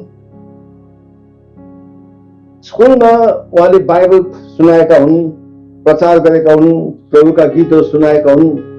तर उनले 40 वर्षसम्म यसरी गर्दा पनि त्यो गाउँ जहिले पनि अनरिच भयो। एकजना मान्छेले पनि प्रभु येशूलाई मुक्तिदाताको रूपमा ग्रहण गरेन, कोही पनि भएन। तर 1971 सालमा 1971 मा के भयो भन्दाखेरि, जब मेरो आमा अति नै सिकस्त हुनुभयो, बाबा बितेको 1 वर्ष मात्रै भएको थियो। अनि जब आमा मुटुको बिमारले, उसको कार्डियो प्रब्लम समस्याले डाक्टरले उसलाई छुट्टी दियो। अब कहीँ लाँदा पनि ठिक हुन सक्दैन। अनि अन्तमा उसको लागि अब मर्न बाहेक अरू केही पनि थिएन। एक रातिको कुरा, उहाँलाई भुइँमा सुताइएको थियो। सबै भाइ बहिनी, दाजु दिदीहरू वरिपरि बसेर रोइरहेका थिए। आमाले अन्तिम शब्द आफ्नो छोराछोरीसित बाँडिरहनु भएको थियो। उहाँको मुटुको धड्कन बाहिरबाट देखिन्थ्यो। अनि यति साह्रो व्यथा पीडामा उहाँ छटपटिरहनु भएको थियो। अब उसलाई धेरै कष्टको साथमा अब उहाँ मर्नु लाग्नु भएको थियो। गाउँमा एकजनाले प्रभुलाई पाएको छैन। हामी सबैजना कोही पनि येशूलाई चिनेका छैनौँ। सुन्नु त सुनेका छौँ, तर येशूलाई कहिले मुक्तिदाताको रूपमा ग्रहण गरेका छैनौँ। धेरै ठुलो गाउँ हो। आमाको त्यो अवस्थालाई हेर्न नसकी म मेरो घरको कुनामा अँध्यारोमा गएँ अनि मैले घुँडा टेकेँ अनि जीवनमा प्रथमपल्ट मैले प्रार्थना गरेँ। यसरी प्रार्थना गरेँ मैले, येशू तपाईँ सत्य परमेश्वर हुनुहुन्छ भने हाम्रो आमालाई तपाईँले बचाउनुहोस्। यति मात्रै मैले प्रार्थना गरेँ। म जान्दिनँ त्यो प्रार्थना गर्नु। अनि जसरी यो प्रार्थना मैले गरिसकेँ, सबै मेरो दाजु दिदी भाइ बहिनीहरू जोडले चिचाएर रुन थाले। अनि म पनि दौडेर गएँ। आमाले आँखा बन्द गर्नुभएको छ, मुटुको धड्कन पनि बन्द भएछ। अब रहेनन् आमा, म पनि रुन थालेँ। अनि 5 मिनटपछि आमाले आँखा खोल्नुहुन्छ अनि भन्नुहुन्छ, मलाई के भयो, मलाई दुख्नु छोड्यो, मेरो मुटु दुख्नु छोड्यो, मलाई उठाउ त, मलाई केही पिउन देऊ। अनि आमा त्यति नै बेला जाति हुनु भएको थियो। त्यति बेला मैले आमालाई भने, आमा मैले त्यो भगवानलाई मैले प्रार्थना गरेँ जुन भगवान तपाईँलाई मन पर्दैन थियो। मैले भगवान शब्द त्यतिबेला येशू भन्ने भगवानलाई मैले प्रार्थना गरेको थिएँ। अनि त्यही बेलुकी हामी सम्पूर्ण परिवारले प्रभु यीशु ख्रीष्टलाई पछ्याउने हामीले अटोट गर्यौं। त्यो थियो 1971 सालको कुरा, 1971 को कुरा हो। त्यसपछि समस्या आयो। समाजले हाम्रो घर परिवारलाई बहिष्कृत गरिदियो। सन्तानले हामीलाई उनीहरूको हामी मर्यौं भनिकन उनीहरूले हामीलाई घेवा गरिदियो। विभिन्न प्रकारको सतावट, विभिन्न प्रकारको समस्यामा हामी जानु पर्यो। तर आज म त्यो गाउँलाई म देख्दछु, मेरो गाउँमा अहिले 90% 90% मान्छेले प्रभुलाई पाएको छन्। आमेन। त्यहाँनिर ठुला ठुला चर्चहरू बनिएका छन्। तर यत्रो वर्षसम्म त्यो गाउँ एउटा अनरिच थियो।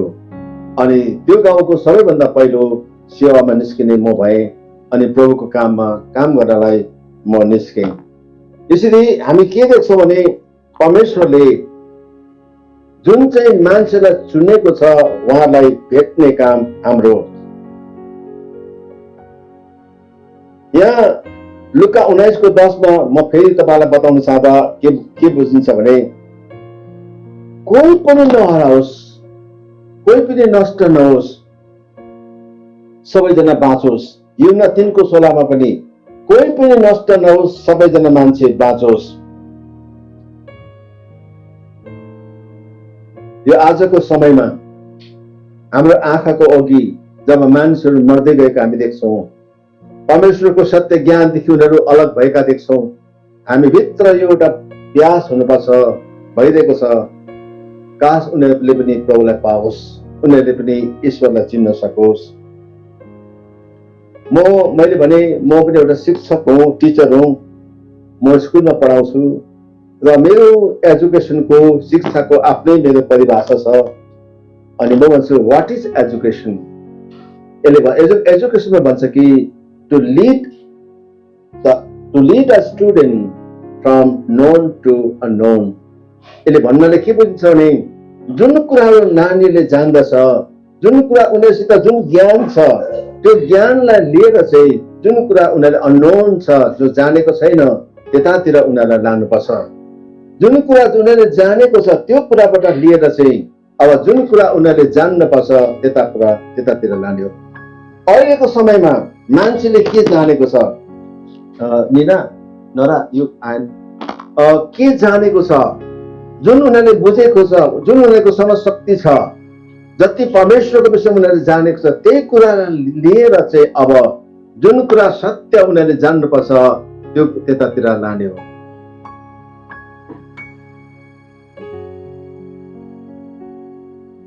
ठीक है?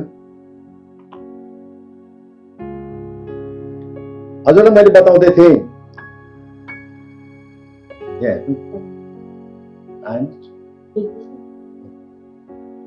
वास्तवमा मैले भन्दै थिएँ, जो हामी स्कुल पढाउँछौँ अनि पढाउँदाखेरि हामी मेरो पाठलाई सिद्ध्याउनु छ, मैले जति पढाउनु छ त्यति पढाउँछु, मैले सिद्ध्याउँछु भन्ने कुरा होइन।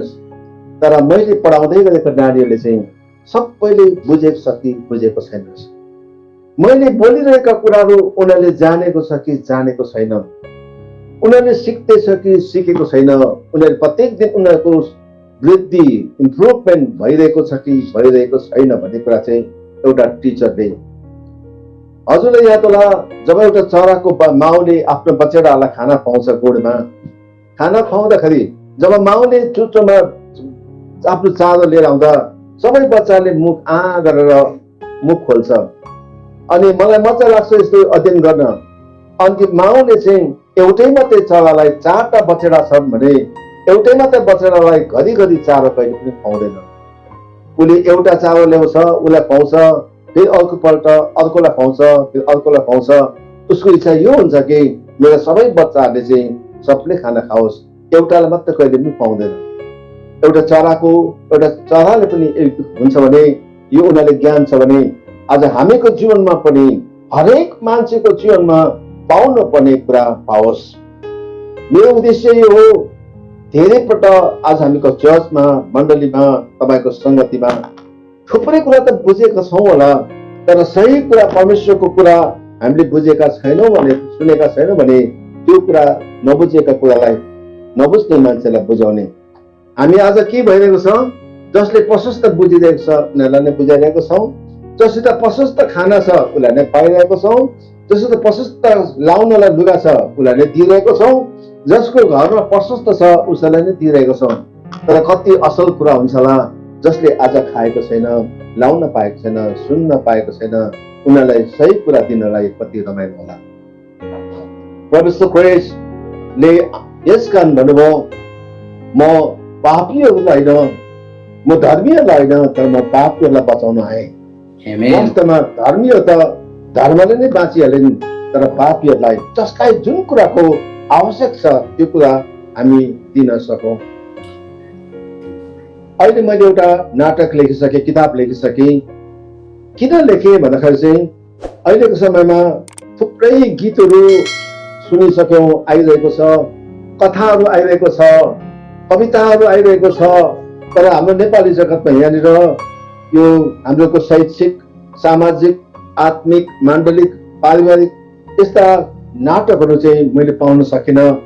ठुला ठुला मञ्चहरूमा, प्रोग्राममा हामी जान्छौँ, त्यहाँ विभिन्न नृत्यहरू हुन्छन्, विभिन्न कलाकारले आफ्नो गीत सुनाउँछन्, प्रचार गर्छन्, सबै गर्छन्। तर त्यो स्टेजहरूमा एउटा कुनै नाटकहरू कहिले पनि हुँदैन। अनि त्यो जग्गा जब मैले खाली देखेँ, त्यो खालीलाई पुरा गर्न निम्ति मैले एउटा यहाँ बसेर नाटक लेखिसकेँ। मेरो उद्देश्य हो एउटा खाली जग्गा देखेको कारणले त्यो खाली जग्गा म भर्न चाहन्छु।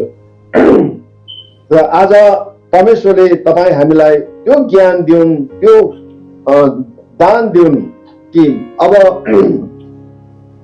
हामीसित के छ होइन, हामीसित कति छ होइन, तर मानिसहरूलाई, संसारलाई कुन कुराको नितान्त आवश्यक छ त्यो कुरा चाहिँ दिन सकौँ।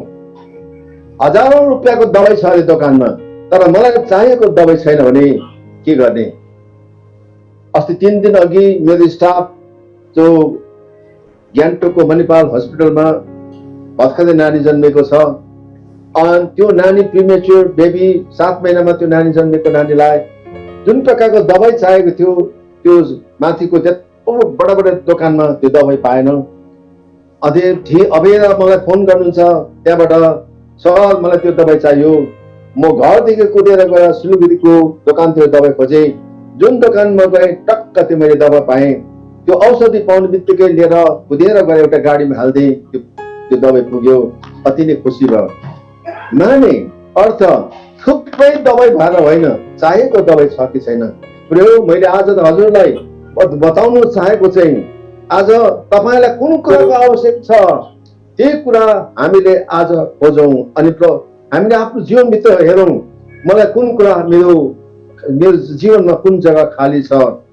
मेरो आत्मिक जीवन, मेरो शारीरिक जीवन, मेरो पारिवारिक जीवनमा, मेरो माण्डलिक जीवनभित्र कुन कुरा अझै पनि अँध्यारो छ, कुन कोठा खाली छ, त्यो कुरामा सही परमेश्वरको कुराले भरिनु पर्ने हो, नभर्नु पर्ने हो। हाम्रो परिवारमा, हामीको चर्चमा, हामीको समाजमा, हामीको देशमा कुन कुराको आवश्यक छ त्यो कुरा उनीहरूलाई दिनु पर्ने हो।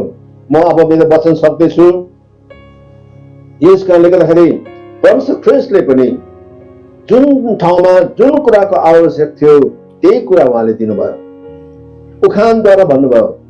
उहाँले दृष्टान्तलाई चलाइकन जुन कुराको आवश्यक थियो त्यही कुरा right time, the right thing, the right time, the right thing उहाँले दिनुभयो। र आज हामी प्रार्थना यही गरिरहेका छौँ, हामीलाई पनि परमेश्वरले राइट कुरा दिन सकोस्। र आज संसारले किन बुझ्दैनन्, किन अझै अनरिच छ, हामीको समाज, हामीको ठाउँ पनि किन अझै अनरिच छ भन्दाखेरि केही कारणहरू छ। किन मान्छेले बुझ्न मन गर्दैनन्? वचनले भन्छ उनीहरूको आँखा अन्धो बनाइदिएको छ, उनीहरूले देख्न सक्दैनन्। त्यो कुरा ठिकै होला, तर त्यो बाहेक अरू रिजनहरू पनि होला, अरू कारणहरू पनि होला। किनभने संसारले जुन कुरा बुझ्नु पर्थ्यो नबुझेर झुटा कुरा बुझेका छन्, असत्य कुराहरू बुझेका छन्। प्रभु यीशु ख्रीष्टको पालामा यही भएको थियो। प्रभुलाई मान्छेले रङ दृष्टिकोणले हेरिरहेको थियो। जो प्रभुले सत्य प्रचार गर्नुहुन्थ्यो मान्छेले त्यसको अपोज गर्थ्यो, किनभने उनीहरूभित्र चाहिँ अर्कै कुरा छ। प्रभुले यो गर्नु खोज्दैछ, यसो गर्नु खोज्दैछ, यो गर्नु खोज्दैछ। नेगेटिभली, नकारात्मक कुराले, नकारात्मक दृष्टिले उनीहरूले यीशुलाई हेर्दाखेरि सत्य कुरा उनीहरूलाई के भएछ भने रेजिस्ट गर्दैथ्यो, डिफेन्सिभ, सत्य कुरा पाइरहेका थिएनन्। हजुरलाई म यो कुरा बताउन चाहन्छु, आजको संसारले पनि सत्य कुरा उनीहरूले एक्सेप्ट गर्नु नसकेको कारण चाहिँ संसारको डिस्ट्रक्टिभ कुराहरू, रङ कुराहरू उनीहरूको मगजभित्र पसेको छ। त्यो पसेको कारणले सत्य कुरा उनीहरूभित्र पस्न कहिले पनि सक्दैन। म एउटा गाउँको कुरा म गर्छु। त्यो एउटा गाउँमा जब हामी प्रचार गर्न जान्थ्यौँ, मान्छेले हामीलाई आँगनमा बस्न पनि दिन्थेन, पानी पिउन पनि नदिने, अनि हाम्रो सुसमाचार पटक्कै नसुन्ने, हामीले दिएको ट्र्याक्स पर्छ त यस्तो टिपेर यस्तो फ्याँकिदिने, यति साह्रो छिची र दुरदुर गर्ने हामीलाई। हामी बुझ्न सक्दैनौँ। हामी सम्झिन्थ्यौँ हामी इसाई भएको कारणले हामीलाई उनीहरूले यसरी सताएको होला, छिची र दुरदुर गरेको होला, हामी सम्झिन्थ्यौँ, त्यही सम्झिन्थ्यौँ। अनि हामीलाई जसको घरमा गयो त्यस्तै नै त्यही खालको व्यवहार गर्ने, दुर्व्यवहार गर्ने हामीलाई नमिठो लाग्थ्यो। अनि हामी सम्झिन्थ्यौँ सायद हाम्रो प्रभुलाई उनीहरूले साह्रै घृणा गर्दो रहेछ, हामीलाई पनि उहाँले घृणा गर्दो रहेछ भनेर हामी सोच्थ्यौँ। तर केही वर्षपछि एउटा प्रभुले बाटो खोल्नुभयो, त्यहाँको गाउँका मान्छेले स्कुल खोल्ने भए। अनि त्यो स्कुलको लागि उहाँको गाउँका सम्पूर्ण समिति आइकन मलाई सहयोग माग्नुभयो उहाँहरूले। अनि मलाई पनि खुसी लाग्यो। म र मेरो श्रीमती हाम्रो ठाउँ छोडेर जब उनीहरूको त्यो गाउँमा गयौँ, जुन गाउँमा हाम्रो पटक्क कुरा नसुन्ने, हामीलाई बस्न खान पिउन नदिने, त्यो गाउँमा हामीले घर क्रिया लिएर बस्यौँ। उहाँहरूको जुन प्रकारको एउटा डाउनफल हुँदै गएको स्कुललाई हामीले फेरि पनि उत्थान गऱ्यौँ, मेहनत गऱ्यौँ। स्कुललाई हामीले केही महिनाभित्रमै यति राम्रो अवस्थामा स्ट्यान्डर्डमा हामीले पुर्यायौँ। त्यो देखेर त्यो गाउँको मान्छे अति नै खुसी भए। अब आउन थाले, उनीहरू हाम्रो घरमा आउन थाले, हामीलाई पनि बोलाउन थाले। अब अस्तिसम्म आँगनमा बस्नु नदिनेले अब त घरभित्र बोलाए, खाना दिन थाले, उनीहरूले हामीले सबै प्रकारको सहयोग दिन थाले। त्यसपछि उहाँले जब हामीले सुसमाचार सुनायौँ, उहाँले हामीप्रति गरेको जुन चाहिँ छिछि र दुर्दुर बारेमा हामीले सोध्दा उहाँले भन्नुभयो, तपाईँहरू क्रिस्चियनहरूले त प्रत्येक तपाईँको डिसेम्बरको 25 तारिक 7 दिन भएको गाईको बाछा तपाईँले काट्नुहुन्छ अरे, अनि 7 दिन भएको गाईको बाछालाई काटेर चाहिँ तपाईँले यीशुको रगत भनेर तपाईँले पिउनुहुन्छ अरे नि त। यो कुरा हामीले सुनेका छौँ। त्यस कारणले तपाईँहरू साह्रै घिन लाग्छ तपाईँलाई देख्दाखेरि। हेर्नुहोस् त कति रङ, कतिवटा कसैले यो प्रकारको कुरा उनीहरूको बिचमा फैलाइदिएको छ। त्यस कारणले गर्दाखेरि उनीहरूले छिची र दुरदुर गरेको छ। जब उनीहरूले सत्य कुरा उनीहरूलाई बुझाइदियो भने हामीले सही कुरा बुझाइदियौँ।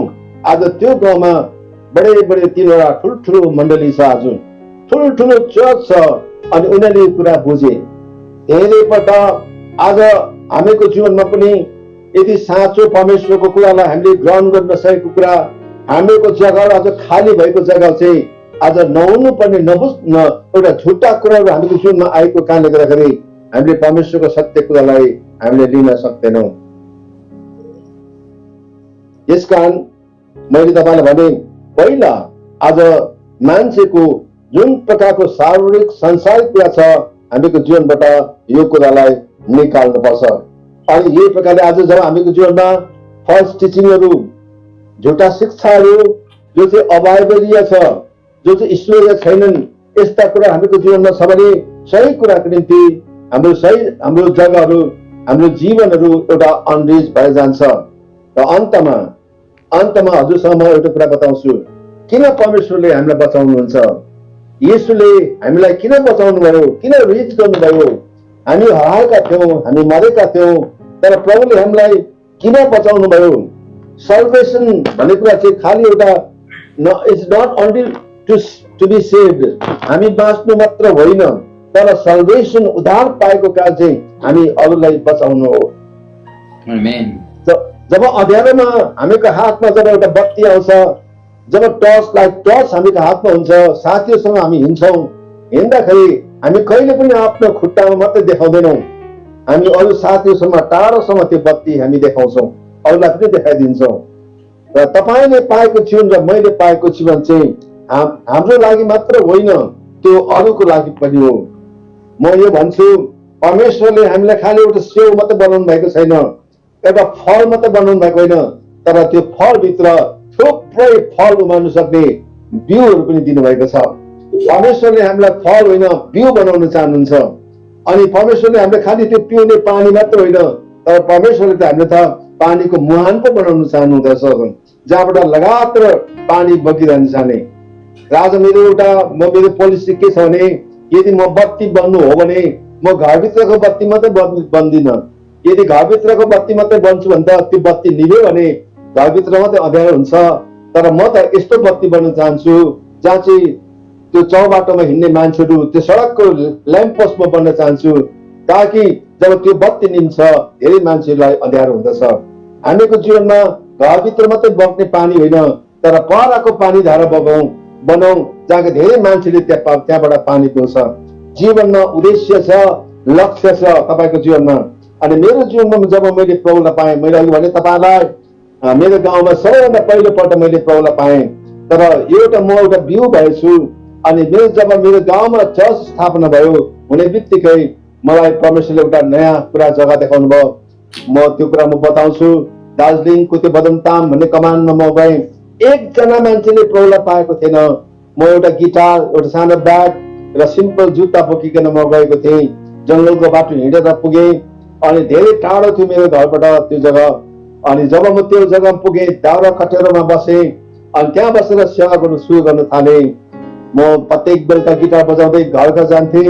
मान्छेले मलाई काँसे थालमा चामल दियो बालेर पैसा दिन्थ्यो माग्ने भनेर। त्यसपछि मैले नानीलाई पढाउन थालेँ, गिटार सिकाउन थालेँ। मान्छेले मलाई कम्प्लेन गर्न थाल्यो, यो मान्छेले हाम्रो नानीलाई क्रिस्चियन बनाउने रहेछ।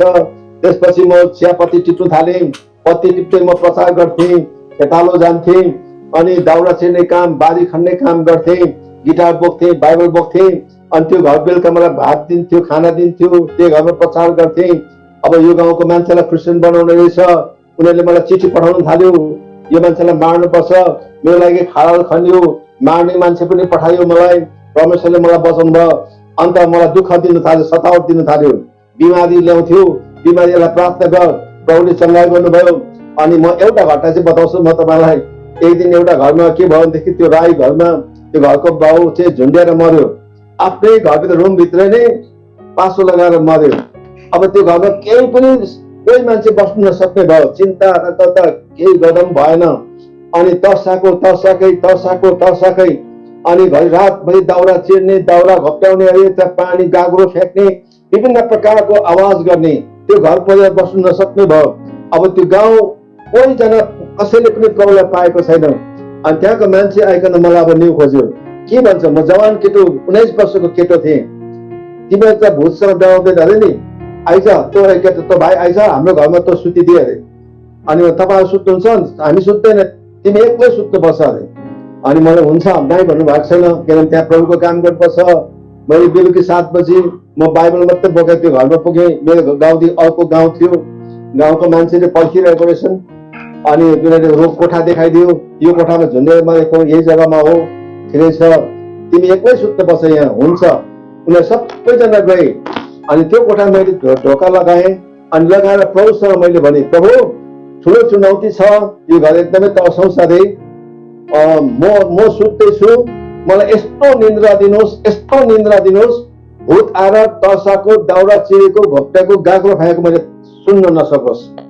अनि साँच्चै म सुतेछु, यस्तो सुतेछु, बिहानी पख त मान्छे गलङ बोलेको सुने, सुन्दाखेरि हो तर्साउनु थाल्यो क्या भनेर यसो बिहानको 7 बजे छ।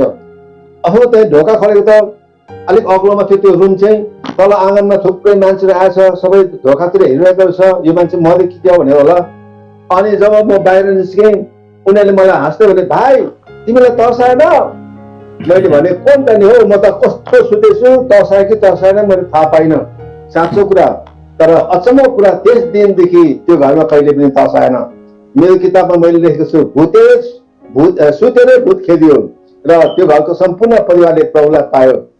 हेर्नुहोस् त, मान्छेको जीवनमा यसरी, अनि कसरी चाहिँ मान्छेले एउटा नबुझेको कारणले गर्दाखेरि कतिवटा यस्ता व्यवहारहरू गर्छन्।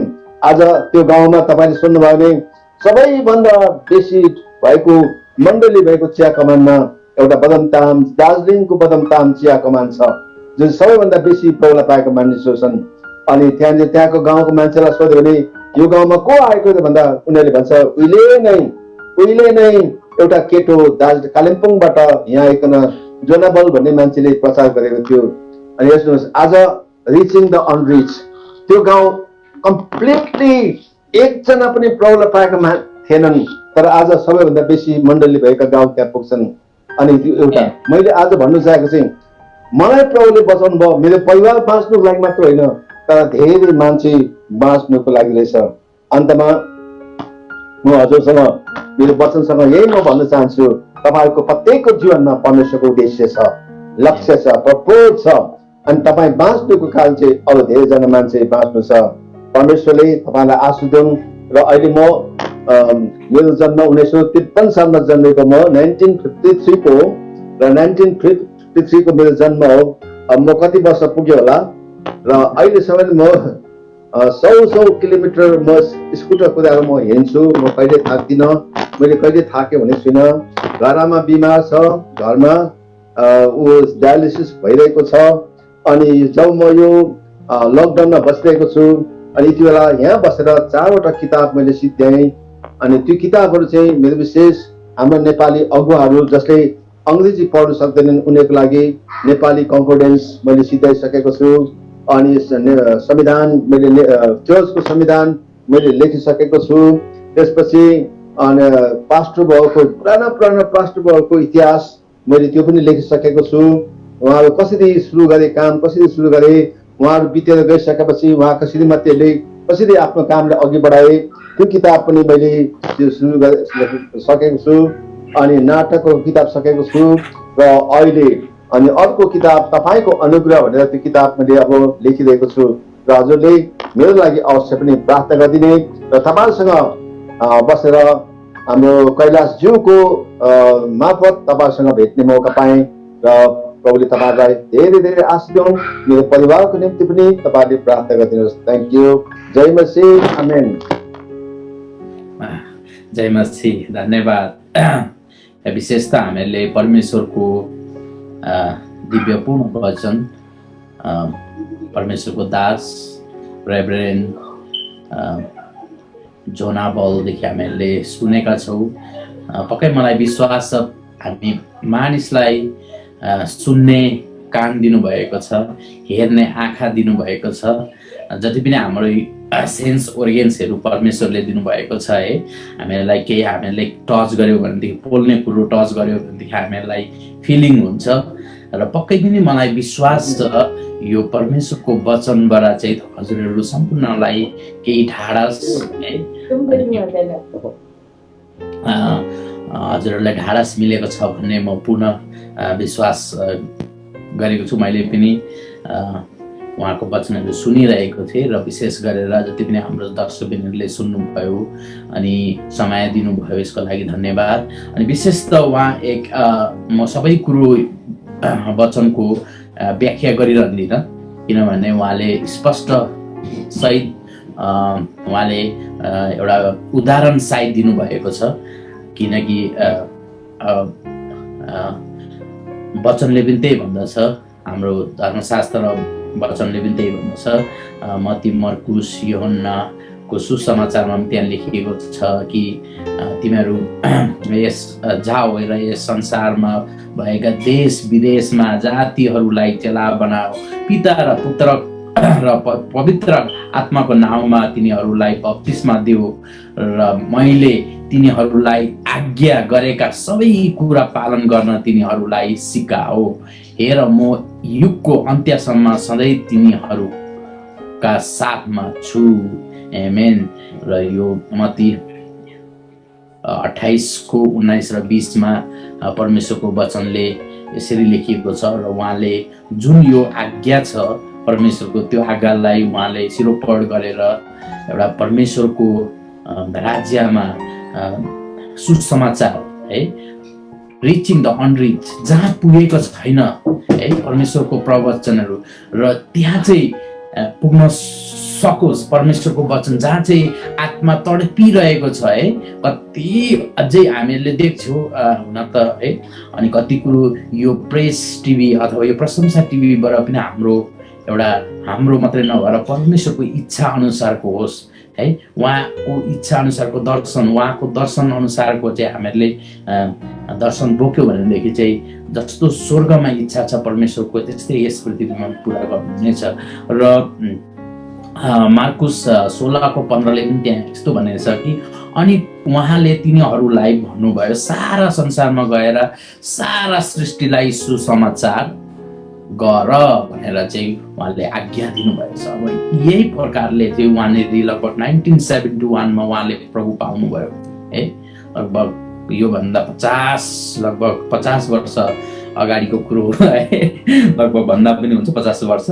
अनि भनेपछि त म त धेरै पछाडि जन्मेको रहेछु, तरै पनि परमेश्वरको राज्य वृद्धि गर्न, अनि विशेष त म यो सबै कुरो व्याख्या गरिरहँदिनँ। र उहाँ एक राम्रो एउटा म्युजिसियन पनि हुनुहुन्छ, प्लस उहाँले धेरै गीतहरू पनि लेख्नु भएको छ। र उहाँको हाम्रो यहाँ एकजना हाम्रो श्रोता अथवा हाम्रो प्यारो भाइ भूपेन, जो चाहिँ एकदम यो टेक्निकल कुरोमा धेरै अग्रज हुनुहुन्छ है, भूपेन सिन्चेल, उहाँ भाइले एउटा प्रश्न गर्नुभएको छ। उहाँको एउटा म्युजिकल जर्नीको बारेमा पनि थोरै हामीहरूले सुन्न पाएदेखि अझ हामीलाई पनि सम्पूर्ण हाम्रो जति पनि तमाम दर्शकबिनहरूले हेर्नुहुँदैछ। उहाँ एउटा प्रचारक मात्रै होइन, उहाँ नाटक लेख्ने, त्यो नाटक पात्रक त नभनौँ, अथवा नाटक लेख्ने होइन, उहाँ नाटक पनि खेल्नुहुन्छ भन्ने मैले सुनेको पनि थिएँ। र अनि विशेष गरेर हजुरको यो म्युजिकल जर्नीको बारेमा थोरै हाम्रो दर्शकबिनहरूलाई सुनाइदिनुहोस् न छोटो समय लिएर।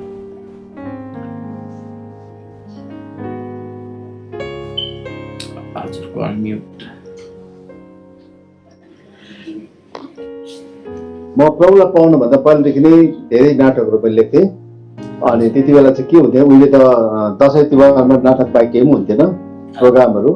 त्यहाँको विभिन्न क्लब र समाजले चाहिँ मलाई नाटक लेख्न आउँथ्यो र चाहिँ म पैसामा नाटक लेख्थेँ, सेकुलर नाटकहरू, तर एकदम सोसल नाटकहरू थियो त्यति बेला। पश्चात त्यो बहिनीको लास भन्ने नाटकहरू थुप्रै। अनि म आफू पनि धेरै खेल्थेँ, नाटक खेल्थेँ, अरूलाई खेलाउँथेँ।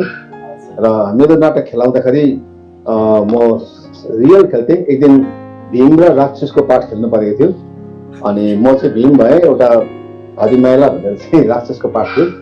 हामी साँच्चै नै खेल्यौँ, साँच्चै नै लाक्पा खेल्यौँ, रगत पक्ष भयो, हामी खुनै खुन भएको थियौँ। अनि यति साह्रो खुन बगिरहेको थियो, हिर्काइरहेको थियो हामी एकअर्कालाई। लास्टमा उसलाई चाहिँ मैले मारेर बोकेर जानुपर्ने।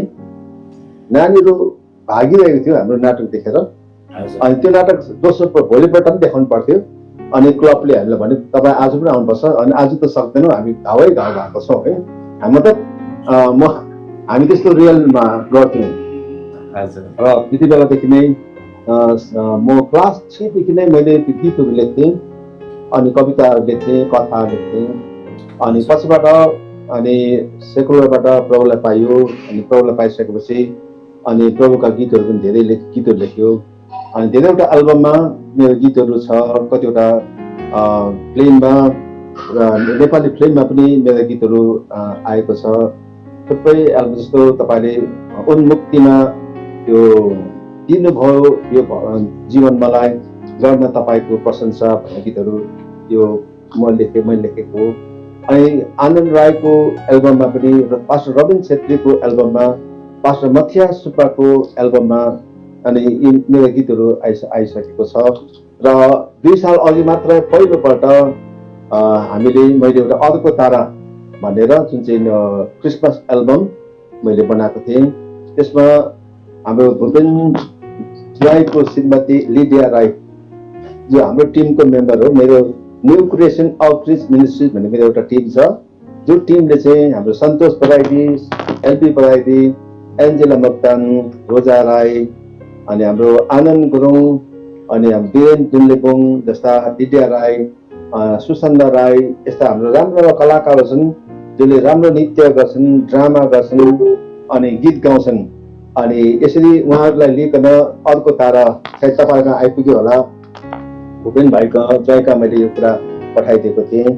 अहिले पनि थुप्रै गीतहरू मैले लेखिरहेको छु र गीती नाटकहरू लेखिरहेको छु। अनि कतिवटा एल्बममा गीतहरू मैले पठाइरहेको छु।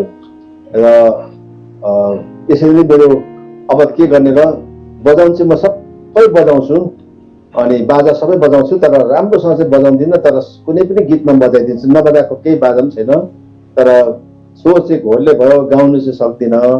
उहिले चाहिँ गाउँथेँ र अब चाहिँ गाउनु नसकेको कारणले अब चाहिँ गीत लेख्न सक्छु, राग हाल्न सक्दिनँ।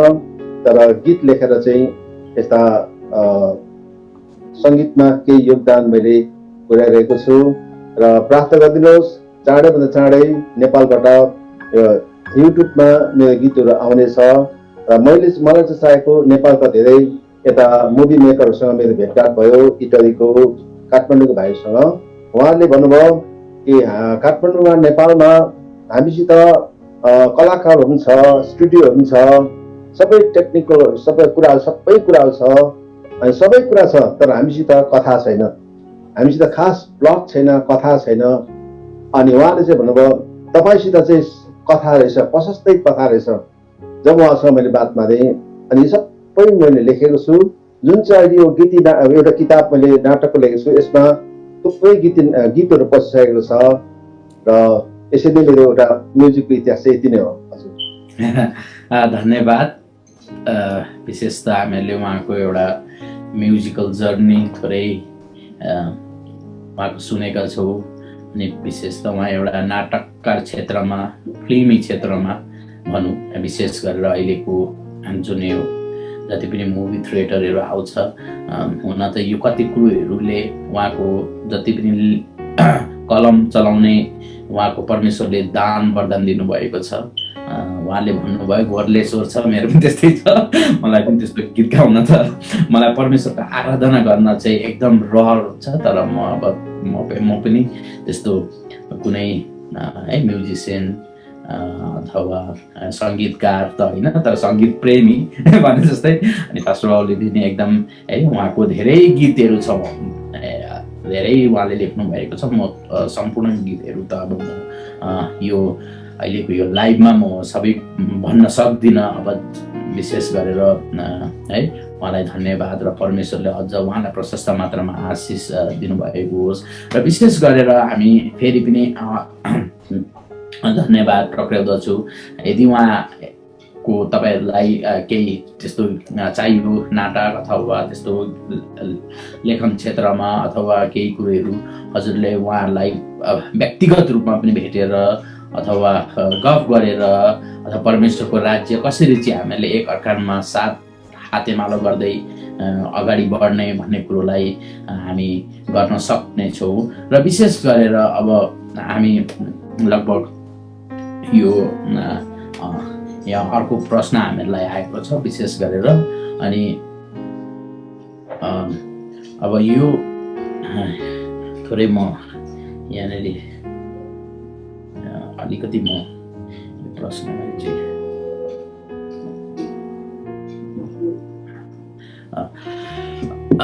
हजुरले भन्नुभयो अब जस्तै भनौँ अहिले reaching to the unreached people, जुन अब जान नपुगेको छ मानिसहरू सुसमाचार त्यहाँ सुसमाचार पुग्नु पर्दछ है।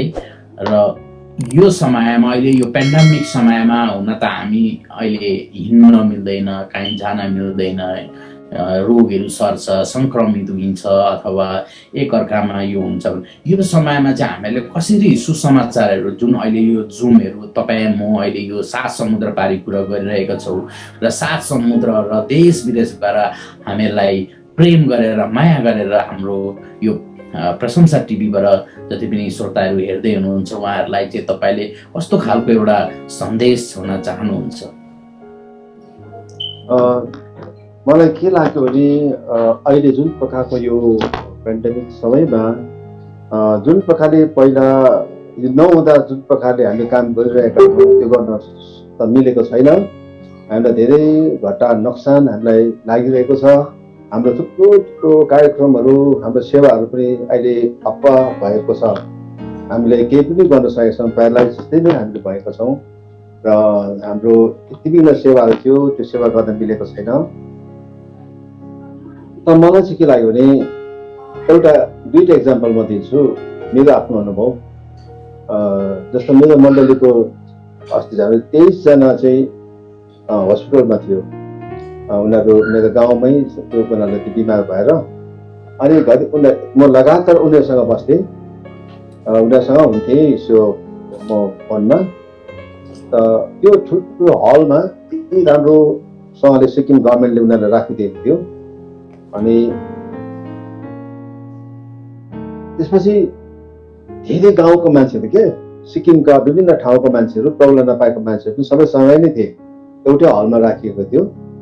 अनि हाम्रा विश्वासीहरूले चाहिँ के गरिरहेको थियो भने उनीहरूले प्रत्येक मर्निङ डिभोसन, त्यसपछि एक्सर्साइजको रूपमा गीत बजाएर नाच्ने, बाइबल अध्ययन गर्ने, अनि प्रब्लम नपाएकोहरूलाई सुसमाचार सुनाउने, उनीहरूको निम्ति प्रार्थना गरिदिने।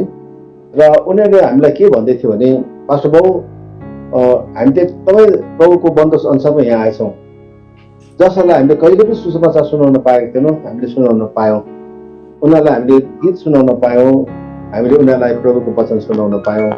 प्रभुलाई हामी धन्यवाद चढाउँछौँ यो बिमारको लागि पनि। यो एउटा प्रभुले हामीलाई मौका खोलिदिनु भयो, कति मजा लाग्यो मलाई क्या। र मजा लाग्यो मलाई, मेरो विश्वासीहरू कहिले पनि इन्टरनेटमा पुगेनन्, हताश भएनन्, उनीहरू लगातार हामीसँग कनेक्सनमा बसिकन सुसमाचार सुनाए।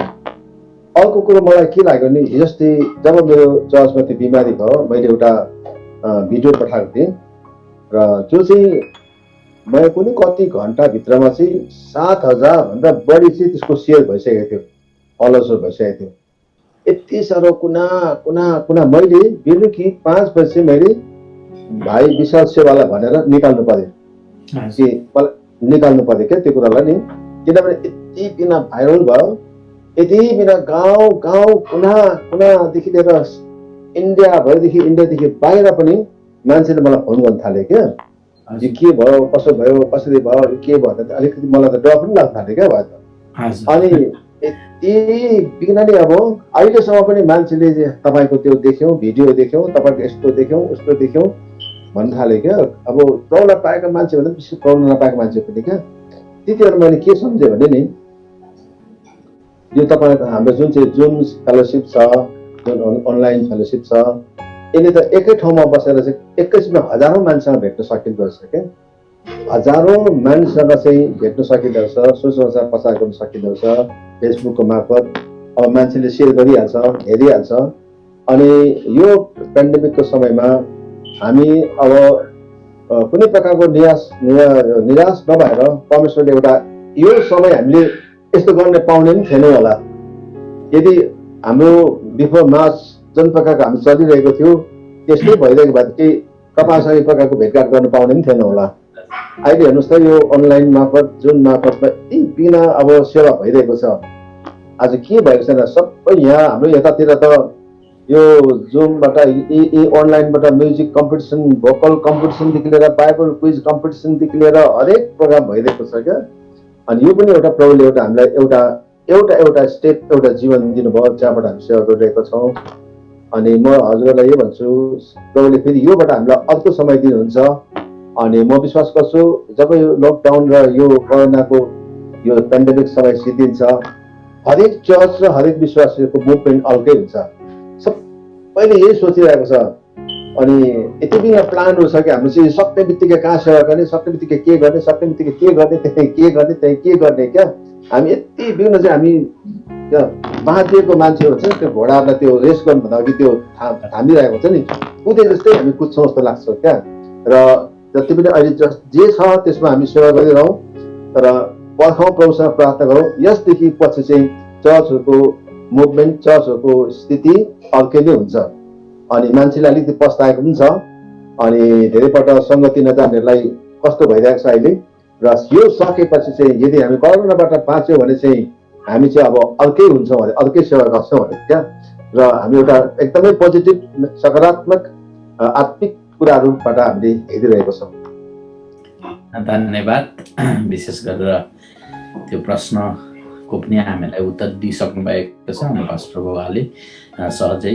र हामीहरूले मलाई विश्वास छ ताकि मत्ती 7:24 त्यहाँ यस्तो लेखेको छ, यसकारण जसले मेरो वचन सुन्छ र पालन गर्छ त्यसलाई म एउटा बुद्धिमानी मानिससँग तुल्याउने छु।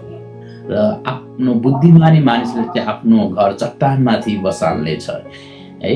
र हामी सबै बुद्धिमानी मानिस हो। हामी परमेश्वरको वचनलाई सुन्छौँ, पालन गर्छौँ, मनन गर्छौँ, चिन्तन गर्छौँ। र हजुरलाई यो एउटा अन्तिम प्रश्न हाम्रो श्रोताबिनले गर्नुभएको छ, लगभग यो अन्तिम नै पक्कै पनि हजुरलाई हजुरको जीवनमा अब तपाईँ एकदम one of the talented student पनि अरे भने सुन्थेँ मैले लगभग हो होइन। अनि तपाईँलाई त्यस्तो धेरै अब राजनीतिक क्षेत्रबाट पनि हजुरलाई त्यस्तो धेरै पोस्टहरू आएको होला। एउटा सिक्किम जस्तो ठाउँमा तपाईँ जस्तो एउटा अग्रज र तपाईँ जस्तो परिपक्व एउटा सबैमा ज्ञात भएको अनि त्यस्तो मान्छेलाई एउटा आउँछ त्यस्तो पोस्टहरू अथवा धेरै कुरोहरू।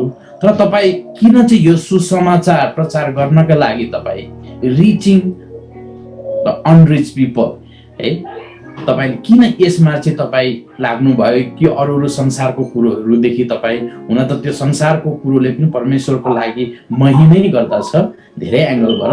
तर तपाईँ यो बाइबलमै आधारित रहेर चाहिँ तपाईँ कसरी चाहिँ परमेश्वरको राज्य वृद्धिको निम्ति यो रिचिङ टु द अनरिच भन्ने एउटा टपिक छ होइन, यसमा चाहिँ तपाईँ कसरी लागिरहनु भयो? हजुर धन्यवाद त्यो कुरोको लागि। यसमा म के भन्न चाहन्छु भने सबै मान्छेको एउटा कलिङ हुन्छ नि, बुलाट। परमेश्वरले के कामको निम्ति बोलाउनु भयो र आफ्नो कलिङमा चाहिँ आफू चाहिँ कन्फिडेन्स त्यसमा निश्चय रहनुपर्छ।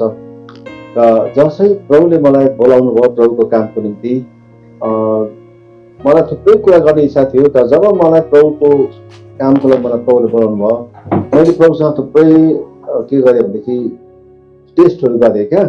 टेस्ट गरेँ हो कि होइन, हो कि होइन। मैले भने प्रभु मैले त तपाईँले सेवा कार्यको लागि बोलाउनु हुँदैछ, मैले प्रचार गर्नुपर्छ।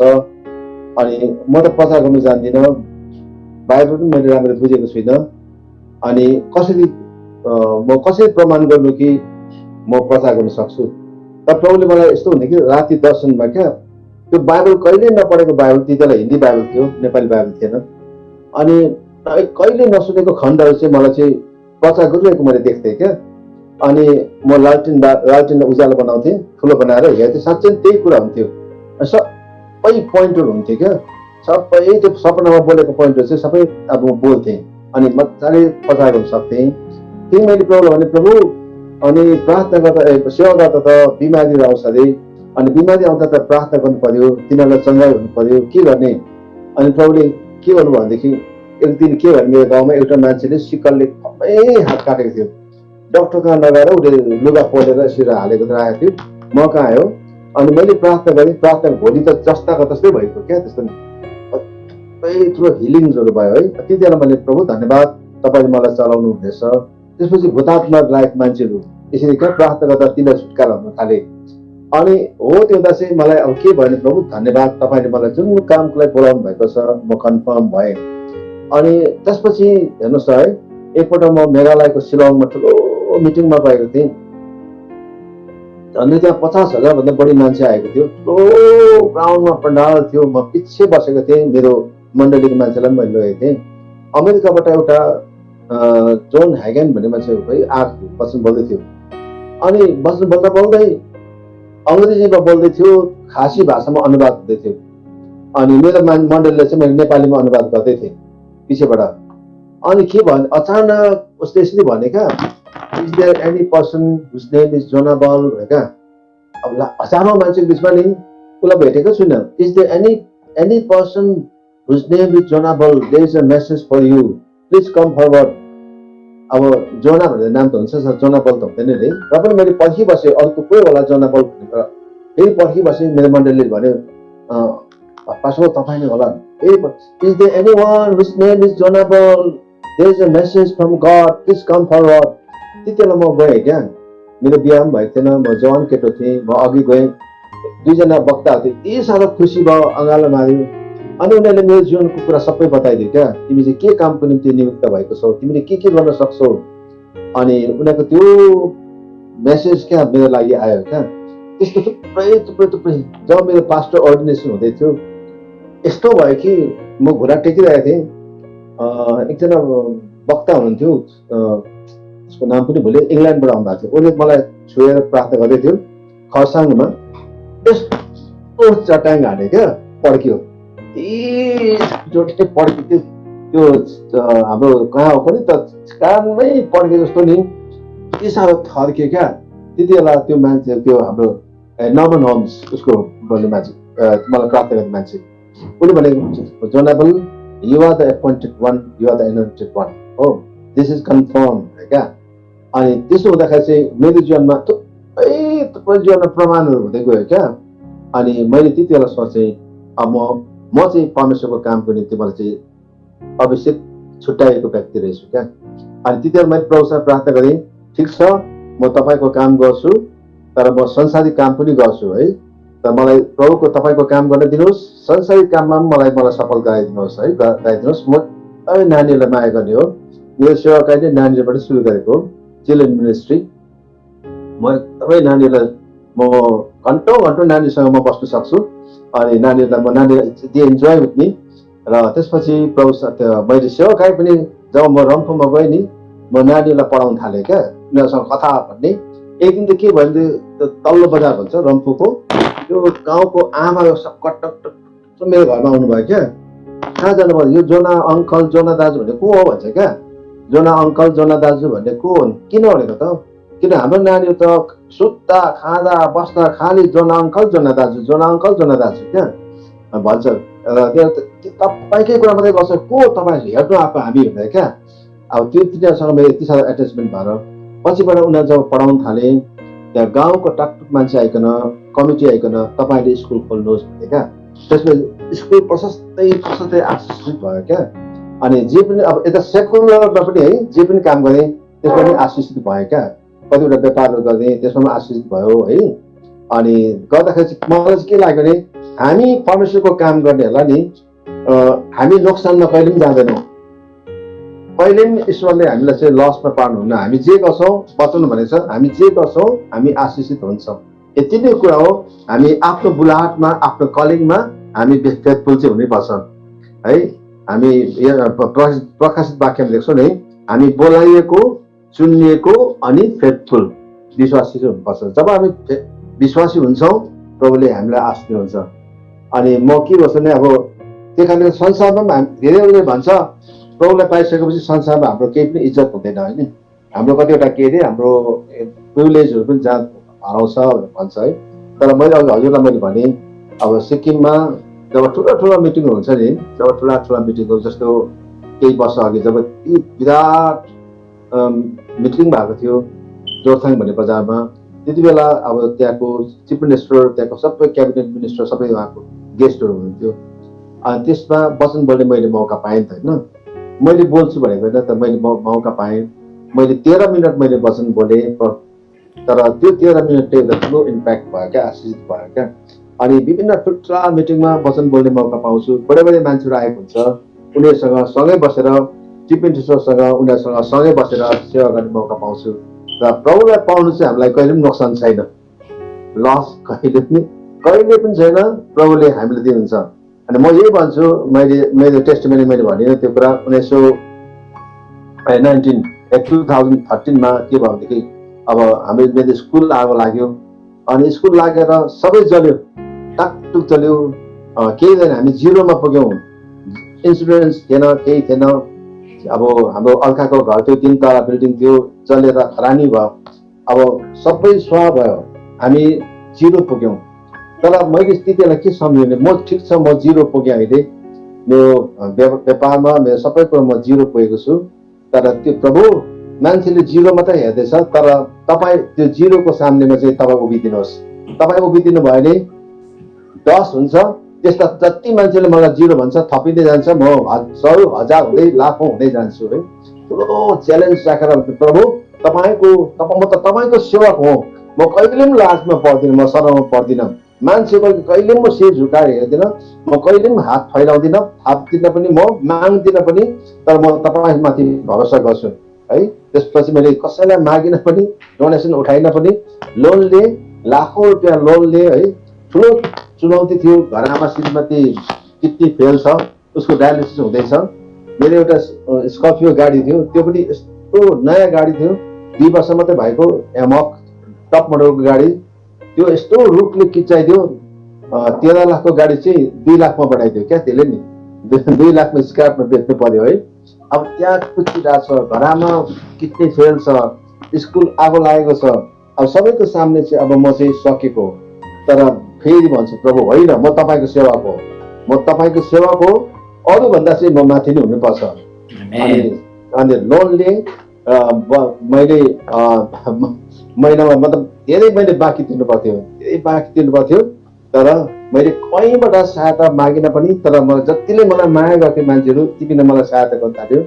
अनि पछिबाट के भएछ भने कति छिटो 5 वर्ष बितेछ, अनि भयो त यति बिना ब्याङ्कमा पैसा जम्मा भएछ।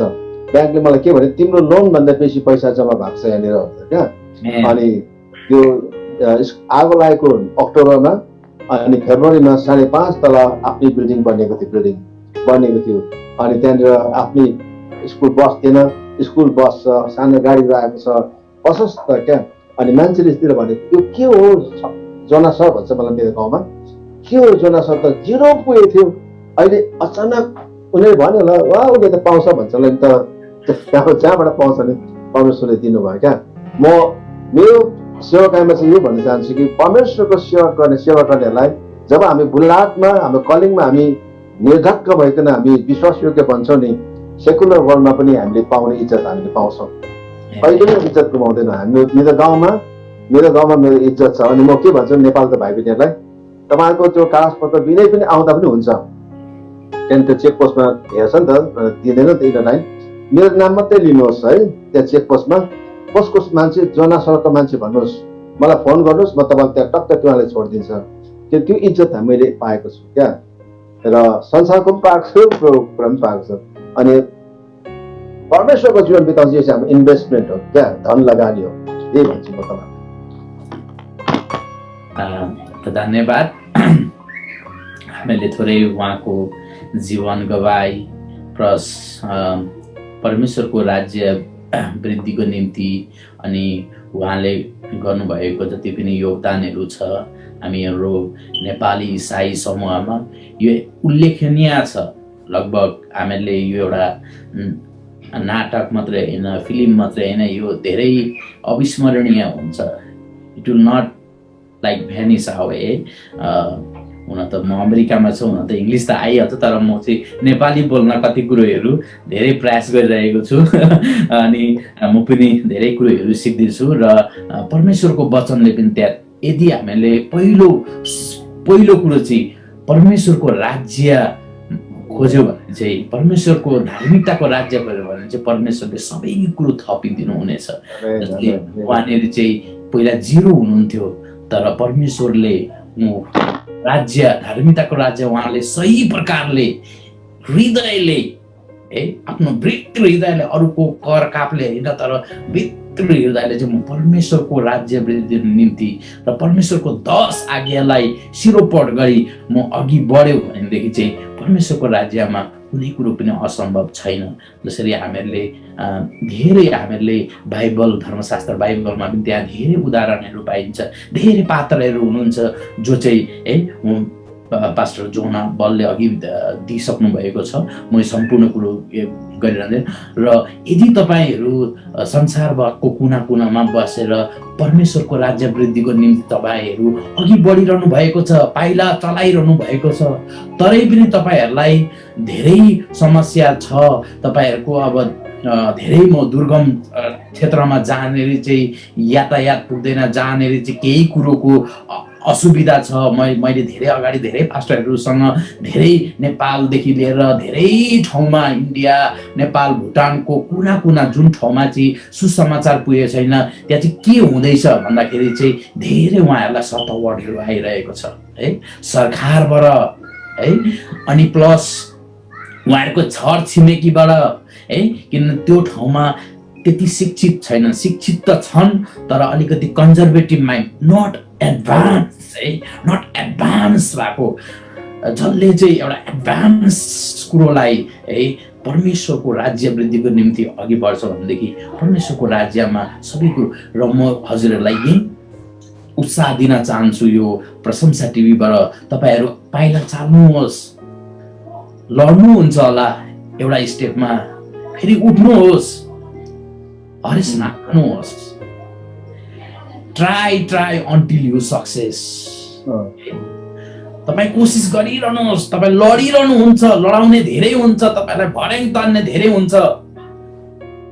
तर म तपाईँहरूलाई यो प्रेस टिभीबाट, यो प्रशंसा टिभीबाट एउटै कुरा हजुरहरूलाई म बिन्ती गर्छु कि तपाईँहरूलाई साथ दिने चाहिँ सर्वशक्तिमान, सर्वज्ञानी, सर्वव्यापी परमेश्वर चाहिँ माथि हुनुहुन्छ र माथिबाट तपाईँलाई परमेश्वरले उचाल्नुहुन्छ।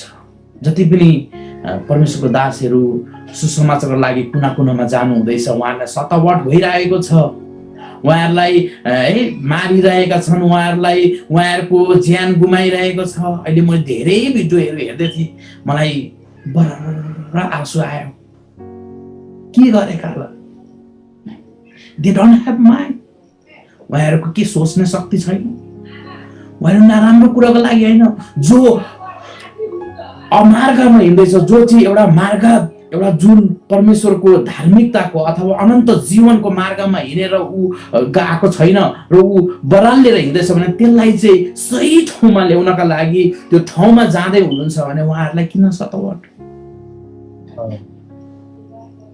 र म यो प्रशंसा टिभीबाट हजुरहरूलाई बिन्ती गर्दछु, जति पनि नेपालको सरकारहरू हुनुहुन्छ र देश विदेशका भने उहाँहरूलाई तपाईँले प्रेम गर्नुहोस् होला। सबै सही प्रकारको ट्रु सर्भेन्ट अफ गड नहोला, तर जसले परमेश्वरको 10 आज्ञालाई सिरोपण गरेर परमेश्वरको धार्मिकताको राज्यको निम्ति अघि बढ्दैछ भने है उहाँहरूले देशको लागि पनि राम्रो काम गर्दै हुनुहुन्छ, देशको वृद्धिको लागि पनि राम्रो काम गर्दै हुनुहुन्छ, समाजको लागि राम्रो काम गर्दै हुनुहुन्छ।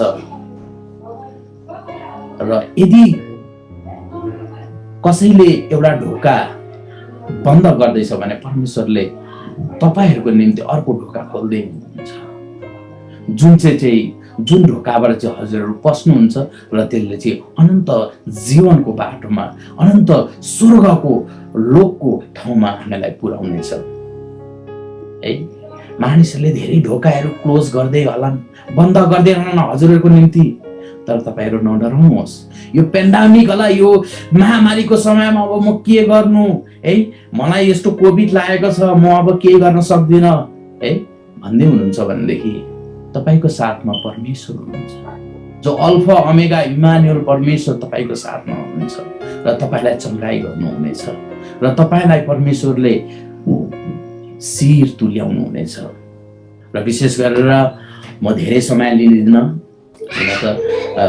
धेरै मैले प्रचार गरिरहनु पर्दैन, पास्टर बाबुले प्रचार गरिसक्नु भएको छ र म यस घडी फेरि पनि हाम्रो निमन्त्रणलाई सहजै स्वीकारेर आइदिनु भएको छ। यो धेरै समय हामीले बिताएका छौँ र हामी पास्टर बाबुलाई पनि धन्यवाद दिँदछौँ। हाम्रो हृदयबाट, हाम्रो सम्पूर्ण प्रेस टिमबाट हामी उहाँलाई धन्यवाद टक्राउँदछु र विशेष गरेर प्रार्थना गर्दछु र जति पनि दर्शकबिनहरू जति पनि पछाडि हेर्दै हुनुहुन्छ, उहाँको श्रीमती पास्टर नै आमा एकदम समस्या छ उहाँहरूलाई, हामी उहाँहरूको निम्ति प्रार्थना गरौँ, उहाँहरूको निम्ति आर्थिक सहायता सहयोग है।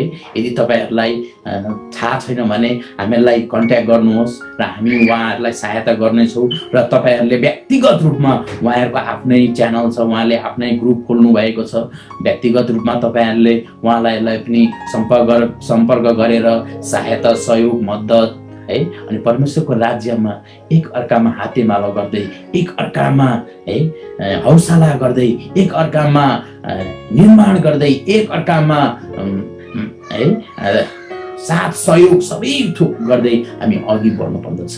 र यही भन्दै म सम्पूर्ण दर्शकबिनहरूलाई पनि धन्यवाद दिँदछु र हाम्रो आगन्तुक गेस्ट जोनाबललाई पनि धन्यवाद दिँदै म यो प्रशंसा टिभी बाट हामी बिदा लिन चाहन्छु। विशेष गरेर इन्डिया नेपालमा बिहान छ होला, हजुरहरूलाई गुड मर्निङ, अनि अहिले अमेरिकामा रात भइसकेको छ र हजुरहरूलाई गुड नाइट भन्दै विशेष गरेर तपाईँहरू हरेस नखानुहोस्, परमेश्वर तपाईँहरूलाई प्रशस्त मात्रामा आशिष दिनुभएको होस्। धन्यवाद, जय मसीह, गुड नाइट, गुड मर्निङ। जय मसीह, धन्यवाद, फेरि भेटौँ, धन्यवाद।